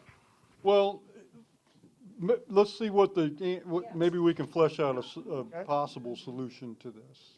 And then maybe I'd look for some direction on what would be acceptable for the council, because there would be some construction, obviously some construction type things they could possibly do. But if that's something the applicant is not willing to do based on cost or whatever other reason, well, then that would be something they would have to figure out. And if they told me that, then they Well, would have to withdraw their If we application. postponed this decision from tonight, and they regrouped and decided, you know what, we're not gonna pursue this, then nothing happens. Correct. If they group up and get with you and say, well, maybe we could do the ABCD, Okay. right, they have an opportunity to do that. Correct. We're not under any type of timeline here. I'm So- agreeable to that. What do you think? You wanna do that? Would I have to withdraw? I mean, we have a motion on the floor. Well, we do. Somebody's gotta withdraw something. If that fits within the legal, if we can do that, if we can just postpone this to the next meeting and give them a chance to come up with some other alternatives to, the only concern we seem to have is the noise. And we all have it. I mean, even I have it. That's why I was trying to mitigate it somewhat. So if we can do that, then I'm willing to withdraw the motion, so Mr. Chambers doesn't have to withdraw Before the you second. do though, hold on, because I do have a question for the applicant. You mentioned a daily fine. Okay, now, it would seem that you guys have a choice tonight between one of two options. One is we can take a vote on this motion, or two, we can, I believe anyway, withdraw the motion and give you guys a chance to huddle up with Mr. Karpus and see if you can come up with some solutions here.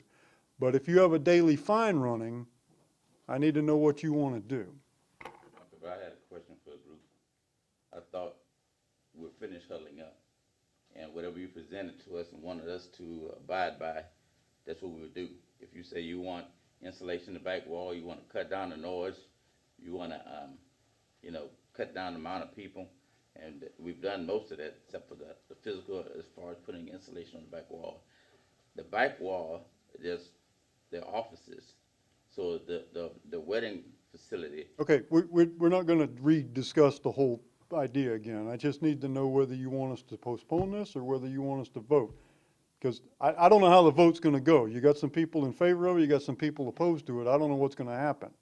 If it gets shot down, you can't apply again for a year or whatever it is, so you're dead.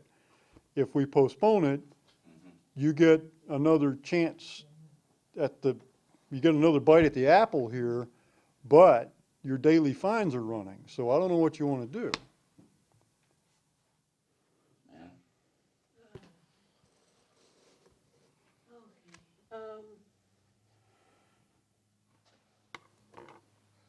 I would like to have the motion on it, but at the same time, having to huddle back and discuss is going to be more expensive for both the landlord and myself, because we've already invested and decorated and, over $35,000 in there, and as a Uptown Chamber member, we are due for the opening, the ribbon cutting too, but we're waiting on all that. Let's postpone it short and longer, but it's postponed. Okay. It's a no, it's a done deal. I know. Yeah, so he was saying, let's postpone it. Let's sit on it. Okay. When is the next, Well, council meeting? you've got some work to do with I Mr. know. Carpus here, but I don't know when it would come back. Okay. So, I will withdraw my motion. so now we have no motion. We need a motion to postpone this. I move to postpone this until the next council meeting, if at all possible. Is that possible? Can you get that done? And it sounds to me like she's already got some ideas on how she can mitigate this. It doesn't sound like anything needs to be addressed but noise, and quite honestly, you can mitigate noise in this building. The applicant is right, on the backside is offices, so there's some separation between the outside wall Right. and the inside wall where the venue would happen. So, certainly there's acoustic tiles that can be put Right, in. we know, If we it- just, we need. So in to other know. words, we could do it in the Well, next 2 weeks. I think so. I mean, I And think I'm- there are things that we can agree to move this thing forward. And I move to postpone this until the next council meeting. Could we just not put a date certain? Yeah, at this just- point? how Just about a motion continue it to until, Postpone this and have I them, can do that? I don't have to have a time? You don't have to have a time. Okay, in that case, I move to postpone. do we have a second? Second. Any discussion? All those in favor signify with aye. Aye. Any opposed? No nays? Good luck. Good luck. Let's hope this works out. Okay, thank you, ladies and gentlemen. Next item on the agenda is a resolution adopting the amended wastewater collection and treatment interlocal agreement with the City of Tampa. Public Works Director of Utilities, Troy Tinch, will explain. Welcome, Mr. Tinch. For a change, you had to wait while, I did. I have to talk to the city manager about You're getting making moved up noise, the are you? scale next time.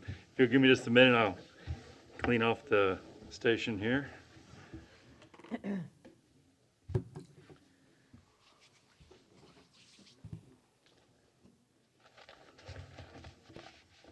please go ahead and start. I'm gonna grab another bottle. Okay. Well, good evening, Your Honorable Mayor, City Council, Troy Tench, Public Works Utilities Director. I'm here this evening to seek approval for an amendment to the existing interlocal agreement for wastewater collection and treatment between the cities of Tampa and Terrace. So as you're aware, we've moved into the construction phase for SA, the master lift station over off of Fowler Avenue. As part of that, we evaluated the proposed outflows for that station for not only current but future potential flows. And it was identified while we were doing the modeling effort, which was also tied to the wastewater master plan, that we could be looking at some potential overages for our maximum daily flows. Right now, that maximum daily flow is set at 1.0 million gallons a day, or 1 MGD.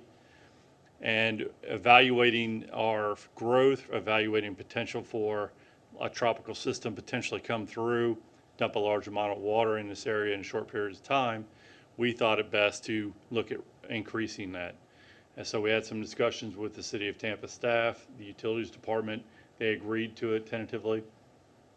So we set a number at 1.8 MGD. So we'll be increasing it by almost double, 0.8 MGD per day. And that was really the crux of us starting to look at this interlocal agreement. As we dug a little further into it, we looked at some recent legislation regarding regulations for dental offices and pharmacies. And there's a requirement that we go out and we sample these discharges from these two facilities to see if there's issues with heavy metals associated with fillings, the old style fillings, and the disposal of those fillings. And then, of course, the pharmaceuticals, I think, that kind of speak for themselves as far as how they are treated before they are disposed of. So we, again, went back to the City of Tampa. We had a very lengthy discussion with their staff about the potential for them to take those two types of sampling procedures over for the city. Because as far as staffing, we really don't have staff to go out and do these efforts. So City of Tampa was gracious enough to agree to do that. In addition, they took on our industrial users sampling procedure. We do have one industrial user within the city, so it was pretty easy for them to go ahead and accept that into their program. So in totality, what we were looking at doing again was increasing that maximum daily flow at MGD by 0.8 MGDs. In addition, we had the industrial user, the dental, and the pharmaceutical will all be wrapped into that. We also looked at the overall length of the agreement. Right now it's 38 years. We talked a bit about that. City of Tampa came back and said, let's lower that to 20. That's a little more in line with what our standard interlocal agreements are today. We actually weren't quite sure who came up with the 38 years, but 20 seems more reasonable. And it's also a benefit to the city if we want to potentially look at long-term goals. And lastly, we were able to look at the ability for us to cancel this agreement. So the City of Temple Terrace to cancel the agreement with the City of Tampa. And that would give us an opportunity if we wanted to potentially build our own station or look at other outside municipalities for the treatment of our wastewater. And currently, as it exists, it's 3 years, and we negotiated down to 1. So as a whole, we feel like all of these changes to the existing interlocal are really arguably a benefit to the city. So that said, staff recommends City Council approve the 2021 amendment to the existing 2012 wastewater collection and treatment interlocal agreement between the City of Temple Terrace and the City of Tampa. I'll stand for questions, if any. Are there members of the public who wish to comment on this item? If not, council member questions. Mr. Chambers. Does this agreement go before Tampa City Council? Yes, sir, it did, and they Already actually did? approved it. Okay, thank you. Other questions? How does this affect, how will this impact the fees and rates that we're paying to the city? It will have no impact. The fee will remain the same, and the fee has an annual escalation rate, so that will continue on as defined. It will. But I didn't see anything in here as far as testing of the rates to make sure that we're being billed properly. Is that impact, is that? Oh, are you talking about our discharge flow amounts? Yes. Okay, so we are putting a new flow meter at SA. So we'll have a new flow meter there that will then have the daily log of our flow rates and monthly. So it will be very accurate. Okay. And how many discharge meters are there? Just the one? There's one at SA, there'll be one at all the master lift stations. Okay. So each master lift station will have its own. And this will all total up into the 1.8 million gallons? No, sir. So this only is for SA. Just the one? Just the one lift station. Okay, all right. So how many will we have total? We have 3 master lift stations. 3 master lift stations? Yes. Okay. We have SA, SB, and S. Will we be modifying any of those coming up? No, we will be doing some modifications or propose to do some modifications No, I mean to to the B station. to the agreements. No, we are not proposing. The model didn't show in any of the other stations. They still have a fair amount of maximum daily flow allotted to them, and we didn't see the need to increase those as well. Otherwise, we would have brought that forward during this amendment. Okay, thank you. Other questions, Vice Mayor Donahue? The testing, that will be done by the city of Tampa? Yes, ma'am. Other questions, council members? Seeing none, I entertain a motion adopting the amended wastewater collection and treatment interlocal agreement with the city of Tampa. Move to approve. Second. Motion and a second. Is there any discussion on the motion? If not, all those in favor signify with aye. Aye. Any opposed? No nays. Thank you, Troy. Thank you. Next item is a resolution approving Phase 1 of the wastewater master plan. Public Works Director of Utilities, Troy Tinch, will remain and explain. I will remain. Well, again, good evening, Your Honorable Mayor, City Council, Troy Tench, Public Works Utilities Director. I'm here this evening to seek approval for Phase 1 of the wastewater master plan. If you'll recall, I did bring this forward late last year in December. You all asked some questions. I had a presentation, went over the basics of it, which in a nutshell, we're looking at a CIP plan per the Phase 1 plan, as well as we looked at the modeling that was done within our force main system, our pressurized system. So presented that information. I did address a couple questions at that time. However, you really hadn't had a chance to dig into the master plan. So you've all had a little over a month now to read through. And at this point, I'll be happy to address any questions you may have regarding that plan. Well, prior to that, are there members of the public who wish to comment on this item? Okay, now, council member questions about the wastewater master plan? No. I did. Okay, we're going to approve Phase 1 here. Yes, sir. But what does that mean? We're approving the report? We're accepting what the report has to say? Or That is correct. So what we're doing is we're approving basically the 5-year master plan as laid out in here. Now, that's not to say that as we go through the permit or go through the budgeting cycles, that if we see that there's potential shortfalls, that we can't modify this. And that would be something we'd bring up during the budgeting phase. If there were an issue or if there was an emergency, things of that nature that would occur. So it locks us into a model, if you will, that we can say, okay, here's what we're looking at over the next 5 years. We can budget for that effort. But if something were to happen, it always gives us the opportunity to make modifications to that. I guess my concern is that, yeah, okay, we got the book, we've read Sure. the book, we've looked at some of the issues and some of the concerns that were raised by Kimberly Horn as part of the thing. But I don't know that it goes to great detail as to how we're going to remedy some. We have lift stations with one resident.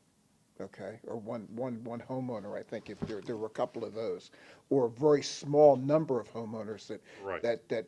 or there's issues with the pumps aren't big enough, but I don't really see, and I think that Mr. Stevenson had said that many of these things are going to be remedied during the budget cycle, or addressed during the budget cycle. So I think that approving what you've given us is good, but we can't approve the next step until we see what it's actually going to be, is my only concern.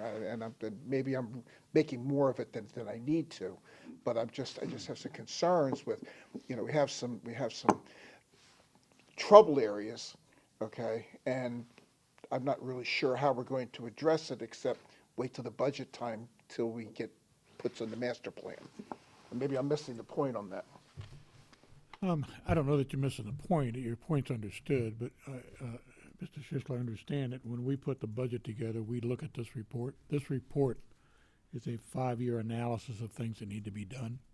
Doesn't mean that just because the report identifies work at SA doesn't mean that we can do work on S, okay? All those capital projects are subject to change every single year, even if we were to say we're going to do sidewalks in Pleasant Terrace now, when we come back at budget time and we say, well, we found out maybe down in West River area we need to modify that. Those changes come back to council at budget adoption, and we can talk about those capital projects as we need to when we go through our budget hearings. So it is subject to change. We do need to have some guideline to go by. That doesn't mean that guideline isn't something that can't be modified as we need to. So we can even do it, we can do it midstream. I mean, if we find out that we've got an emergency situation that's part of the 5-year capital plan that was in year 4, we can certainly come to council and propose to move it up into a current year, so. Well, follow to that, when would be the next time to perform this type of a study? 10 years, 15 years? Yeah, you want to look at this, dust this off every 5 years. Okay. And so I think the city manager touched on a very good point. So this is more or less sets a framework for us for CIP. Now, we have phase 2 yet that I will be looking to bring forward once this is approved. And in phase 2, we'll look at the remainder of the system, which is the gravity system. And we'll also look at cost analysis, which is going to be a big component of that. How do we pay for what we're proposing to do to make sure that our rates meet that need? So this, again, will set the framework for our CIP for the lift stations.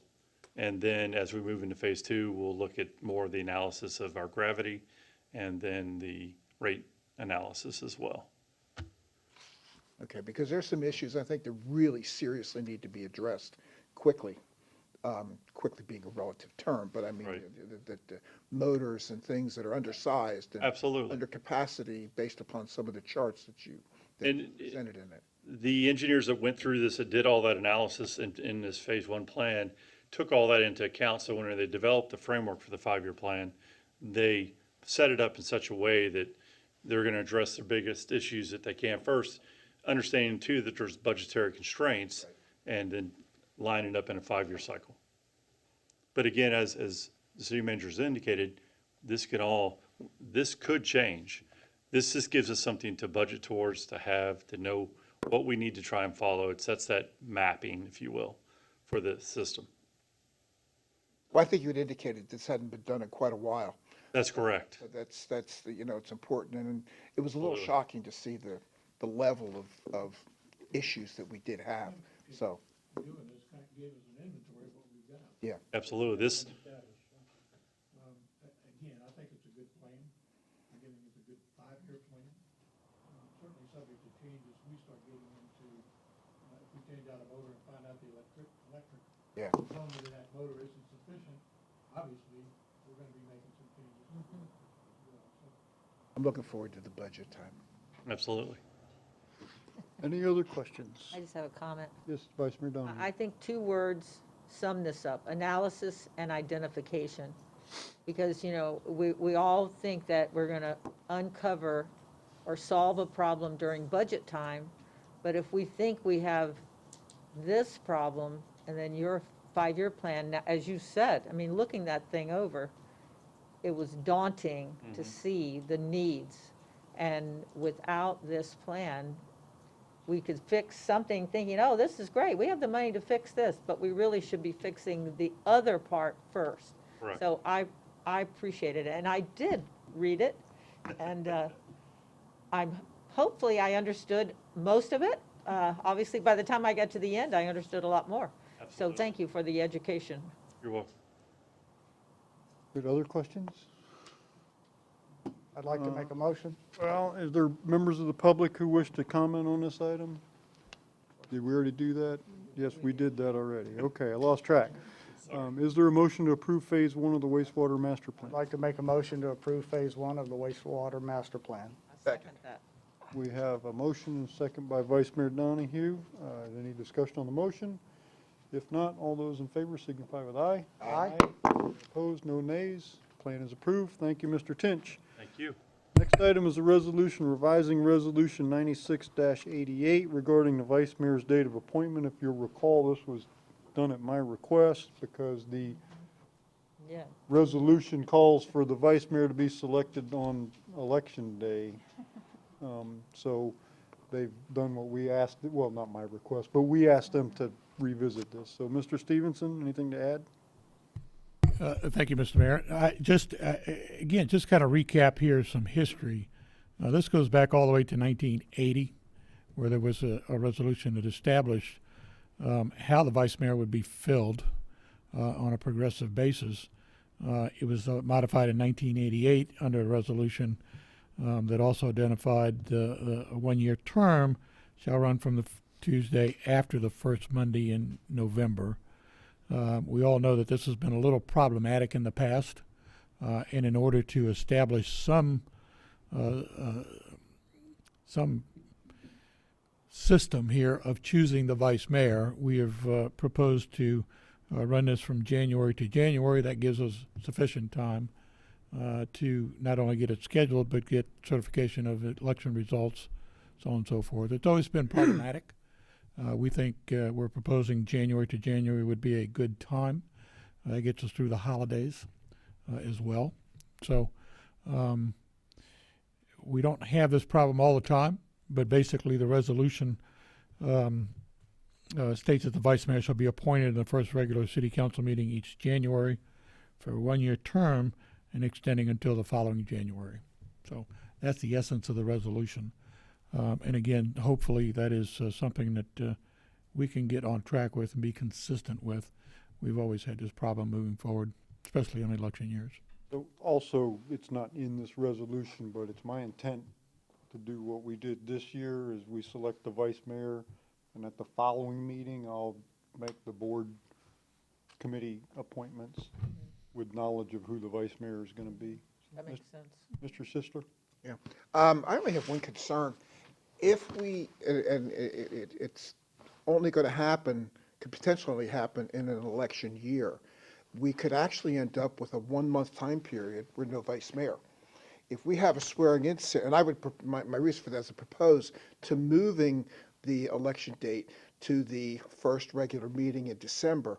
When we had the charter review, we recommended changing the swearing in ceremony until the first regular or the second regular meeting after the election. That way we'd eliminate any type of certification issues. So in this particular case, like this year, the swearing in was the first meeting in December, which was the second meeting after the election. In an election year, we could actually run the risk of actually having a 1-month time period without a vice mayor. Now, normally we'd say, who cares, but we lost the last 2 mayors in midterm, so we could actually be without a mayor for a month period. So it puts us into it eliminates that what if time, that what if potential. I would just like to make a motion to approve the resolution, but modify the start date to the first meeting in December, which would also coincide with the swearing in of new members, so that if the person who was currently vice mayor either chose not to run or was not reelected, then we don't have any kind of gap or any kind of time frame without a vice mayor in position. And everybody who's there, if they're just coming on board, they're not going to be eligible to run for vice mayor at that point. And I'm sure that if they've done just the campaign, they know the players, they know the issues, and it takes 3 minutes to make the motion and to elect the vice mayor, so it's not infringing upon the first meeting. So that would be that's the motion that I would make. Well, with the change. we didn't finish the steps here. Yes, so that's fine. They're going to have to hold off on making a motion. That's fine. We're not there yet. That's fine. Okay? So are there members of the public who wish to comment on this? Okay, now, are there council member questions of Mr. I Stevenson? hadn't thought about that case. I guess it's worth thinking about. I don't, Okay, well, let's get, Yeah. are there questions first? No questions? Everybody's clear? Okay. Ms. Shishon. And I'm going to ask the clerk to, I think that our clerk has mentioned that there is the possibility, because of the dates on the certification of the election, that it's possible that we don't swear in the new council until the second meeting in December. Is that the correct. possibility? She's nodding her head. Okay. So my suggestion then is that you select your vice mayor right after swearing in the new council, whatever date that may be. But that doesn't work on odd years, off election years. Well, That's why then I guess it would be, the 2nd December date. right, yeah. It'd probably just be the 2nd December date to make sure that the new council's sworn in. Mr. Chambers? Yes, I know the charter says swearing in is the second meeting after certification of the election. So that's the official language in the charter, not the second meeting. I mean, it works out this first meeting in December last time, but that's not the language in the charter. So just threw that out. Okay. So There is no good answer to this. I have one. Okay, we can simply modify the language in the resolution that we're about to vote, that the election of the vice mayor occurs according to the resolution, and that term runs until the next vice mayor is elected. And if the vice mayor is the one that's voted out, I think is the scenario that you're contemplating. If the vice mayor is voted out. Oh, it'd be that, then it would go. Then we would. That works. Yeah, That works. yeah. That works. Until I just such don't want a time- gap, because God knows we'll hit it. There could be, We'll get it. I mean, there's potentially, there could be a couple of weeks, but there's also, the charter has a provision for the council to elect a chair temporarily too. So I don't think we're running a big. That's true, we forgot So that. why don't we just change the language slightly to say the election will take place the way it says, and the term will run until the next vice mayor is elected. And if it's 13 months or 12 months and 2 weeks or 11 months and 3 weeks, whatever it is. Because we can't contemplate what's going to happen. I mean, you get elections, you get challenges in court, you get pandemics, you get earthquakes, you get, God only knows what this year is going to bring us, right? So we don't know. So it just runs until the next vice mayor is elected. Problem solved. Now, if you guys agree with that, I need somebody to make a motion to that effect. So moved. That was a cheap way out. I moved. Do you understand what we're doing? The motion is to pass the resolution, just to change the language, I don't want to put words in your mouth, but to change the language to The end date. the end date of the, The end date of the current of the vice term. mayor's, current vice mayor's term. is that, okay, That worked. That's exactly what I was trying to get at. okay. Yeah, because you can have a situation where the person doesn't get reelected, and then you've got a gap, and Yeah, it could be yeah, well- anything, and God knows, So- we'll find things to do. You guys understand what, okay, we have a motion that the city attorney understands. Do we have a second? We have a motion and a second. Is there discussion on the motion? Okay, if not, all those in favor signify with aye. Aye. Any opposed? No nays? It's a wonder that we could even get a vice mayor elected in this place. Just make sure you pick somebody who's not running. All right, council business, or this carryover council business from previous meetings? Okay, how about new business or board reports? Anybody have any board reports, new business to bring up? Councilmember Abel. It's just a board report. The Monday before last, I went to the River Board, and the only thing new that came up was they were talking about the Pure project, which is the recycling of the tap project. And it's still being pursued. They have not, the TAC has not made a decision on whether or not they want to approve the Pure project. But the biggest criticism is that they're concerned that pharmaceuticals might get into the groundwater that they're going to be injecting. And there isn't really a plan in place to make sure the water is treated sufficiently to make sure that those contaminants, which can be hormone disruptors and endocrine disruptors, are being taken out of the water. So that was the main discussion, and we need to take care of the nitrates. But regarding the nitrates, they were talking about this sort of project where they could have these artificial wetland gardens installations that are by a company called Wild Mile Tampa, and they're looking for sites to put these mostly in the downtown area. But they would be really beautiful places to visit, and also would help serve the function of filtering out nitrates in the Hillsborough River. So that's what they talked about at that meeting.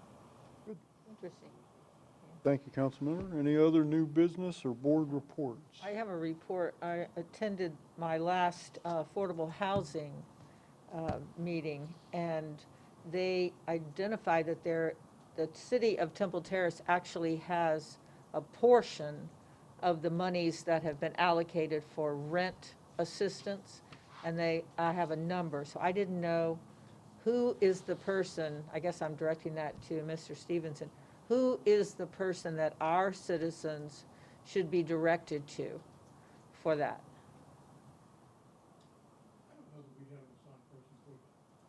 Okay. All right, then okay. Okay.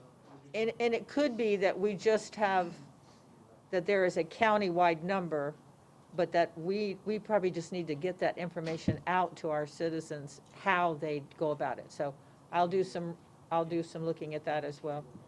Okay. When you get that figured out, could you just shoot everybody so we know too? Yeah. Thank you. Other new business or board reports? Okay, city manager's report. Mr. Mayor, just one note here. We've been trying to obviously create a calendar for our budget meetings starting this summer. We're modifying those on a daily basis as we hear from each of you, and certainly we're doing whatever we can to make whatever adjustments. I know that some of you have indicated some vacation weeks, so on and so forth. As we move through this, we'll try to do our best to get that adjusted. If you have not relayed any information on your vacation schedules to Ms. Barlow, please do, so that we can set this thing and kind of give everybody a lot of heads up. I think the more heads up we give everybody, the better off we are, so that everybody can make plans to attend. We do have a goal-setting session, I think, that everybody has bought into on March 29th at 2:30 p.m. We're going to do this goal setting at the library conference room this year. It is large enough for us to spread out and certainly comply with COVID requirements. So I think that we've got everybody on board with that date. And if I'm mistaken, please tell me otherwise. But we're looking forward to having that meeting. And format basically is going to be the same that we had last year. Seemed to work out better for council to be talking rather than staff to be talking, which I think we get a lot more out of from a standpoint of understanding where you guys want us to focus budget dollars. So that is again on March 29th at 2:30 p.m. We're probably looking at 2 or 3 hours worth of meeting. So that's it. Thank you. Good. Thank you, sir. City attorney report? Nothing. Council chair comments. I don't have much for you, just to probably tell you what you already know is although we seem to be financially on track as a city, everything, our numbers are tracking the right way. Those around us are not experiencing that, and I know the county is experiencing a significant shortfall in their transportation monies. FDOT is also experiencing significant shortfalls and is cutting back on some of their projects. So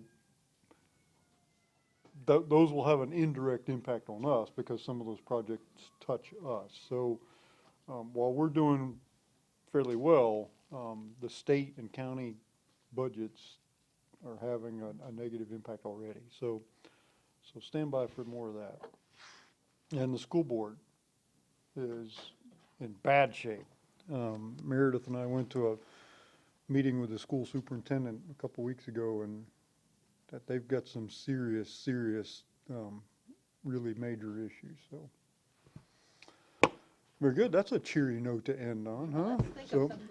May I make a comment then to make a good comment? Yeah, please do. Drag us out of the mud here. I will. I'm going to drag you right out of the mud. You know, I know we have this new communication tool, but right now, I don't know how many people have signed up for it. Hopefully, you're getting new people every day. But last weekend, I happened to, you know, check in Facebook, and up pops a major concern at one of our parks. So I texted Corey Collins, and within a half an hour, it had not been solved, but it had been made safe. And so, of course, then the next comments were, you know, our city is wonderful, this is great, this is great. But, I mean, the crew that she sent out there took care of it right away. And then code compliance is another, I cannot sing their praises high enough. Tom Baroni and his staff have just been amazing to work with, and they, instead of, you know, they run into a house where there's obviously a need, and then they find out who lives in that house, and they find out that it's somebody who has no way of taking care of it. So we had 2 groups who went out this past week to take care of strictly overgrown landscaping. You know, I mean, that's what it was. And so I put that out on Facebook, and now I've got all these people who want to join me. I'm like, uh-oh, have I started something here? I don't know. So anyway, thank you to Code Compliance and to Parks and Rec for handling problems and not saying, well, it's a Sunday. You know, it was a dangerous situation. So that's gonna be the happy note that we end on, that Okay. we've got amazing employees out there, and we all know it, but every once in a while, we just have to tell the public again. Is there other business to come before the council? Council members, directors, city manager, city attorney? If not, we are adjourned. Good night, everybody. Who knew that was gonna be the big time Oh, no. consumer? I kind of had a hunch.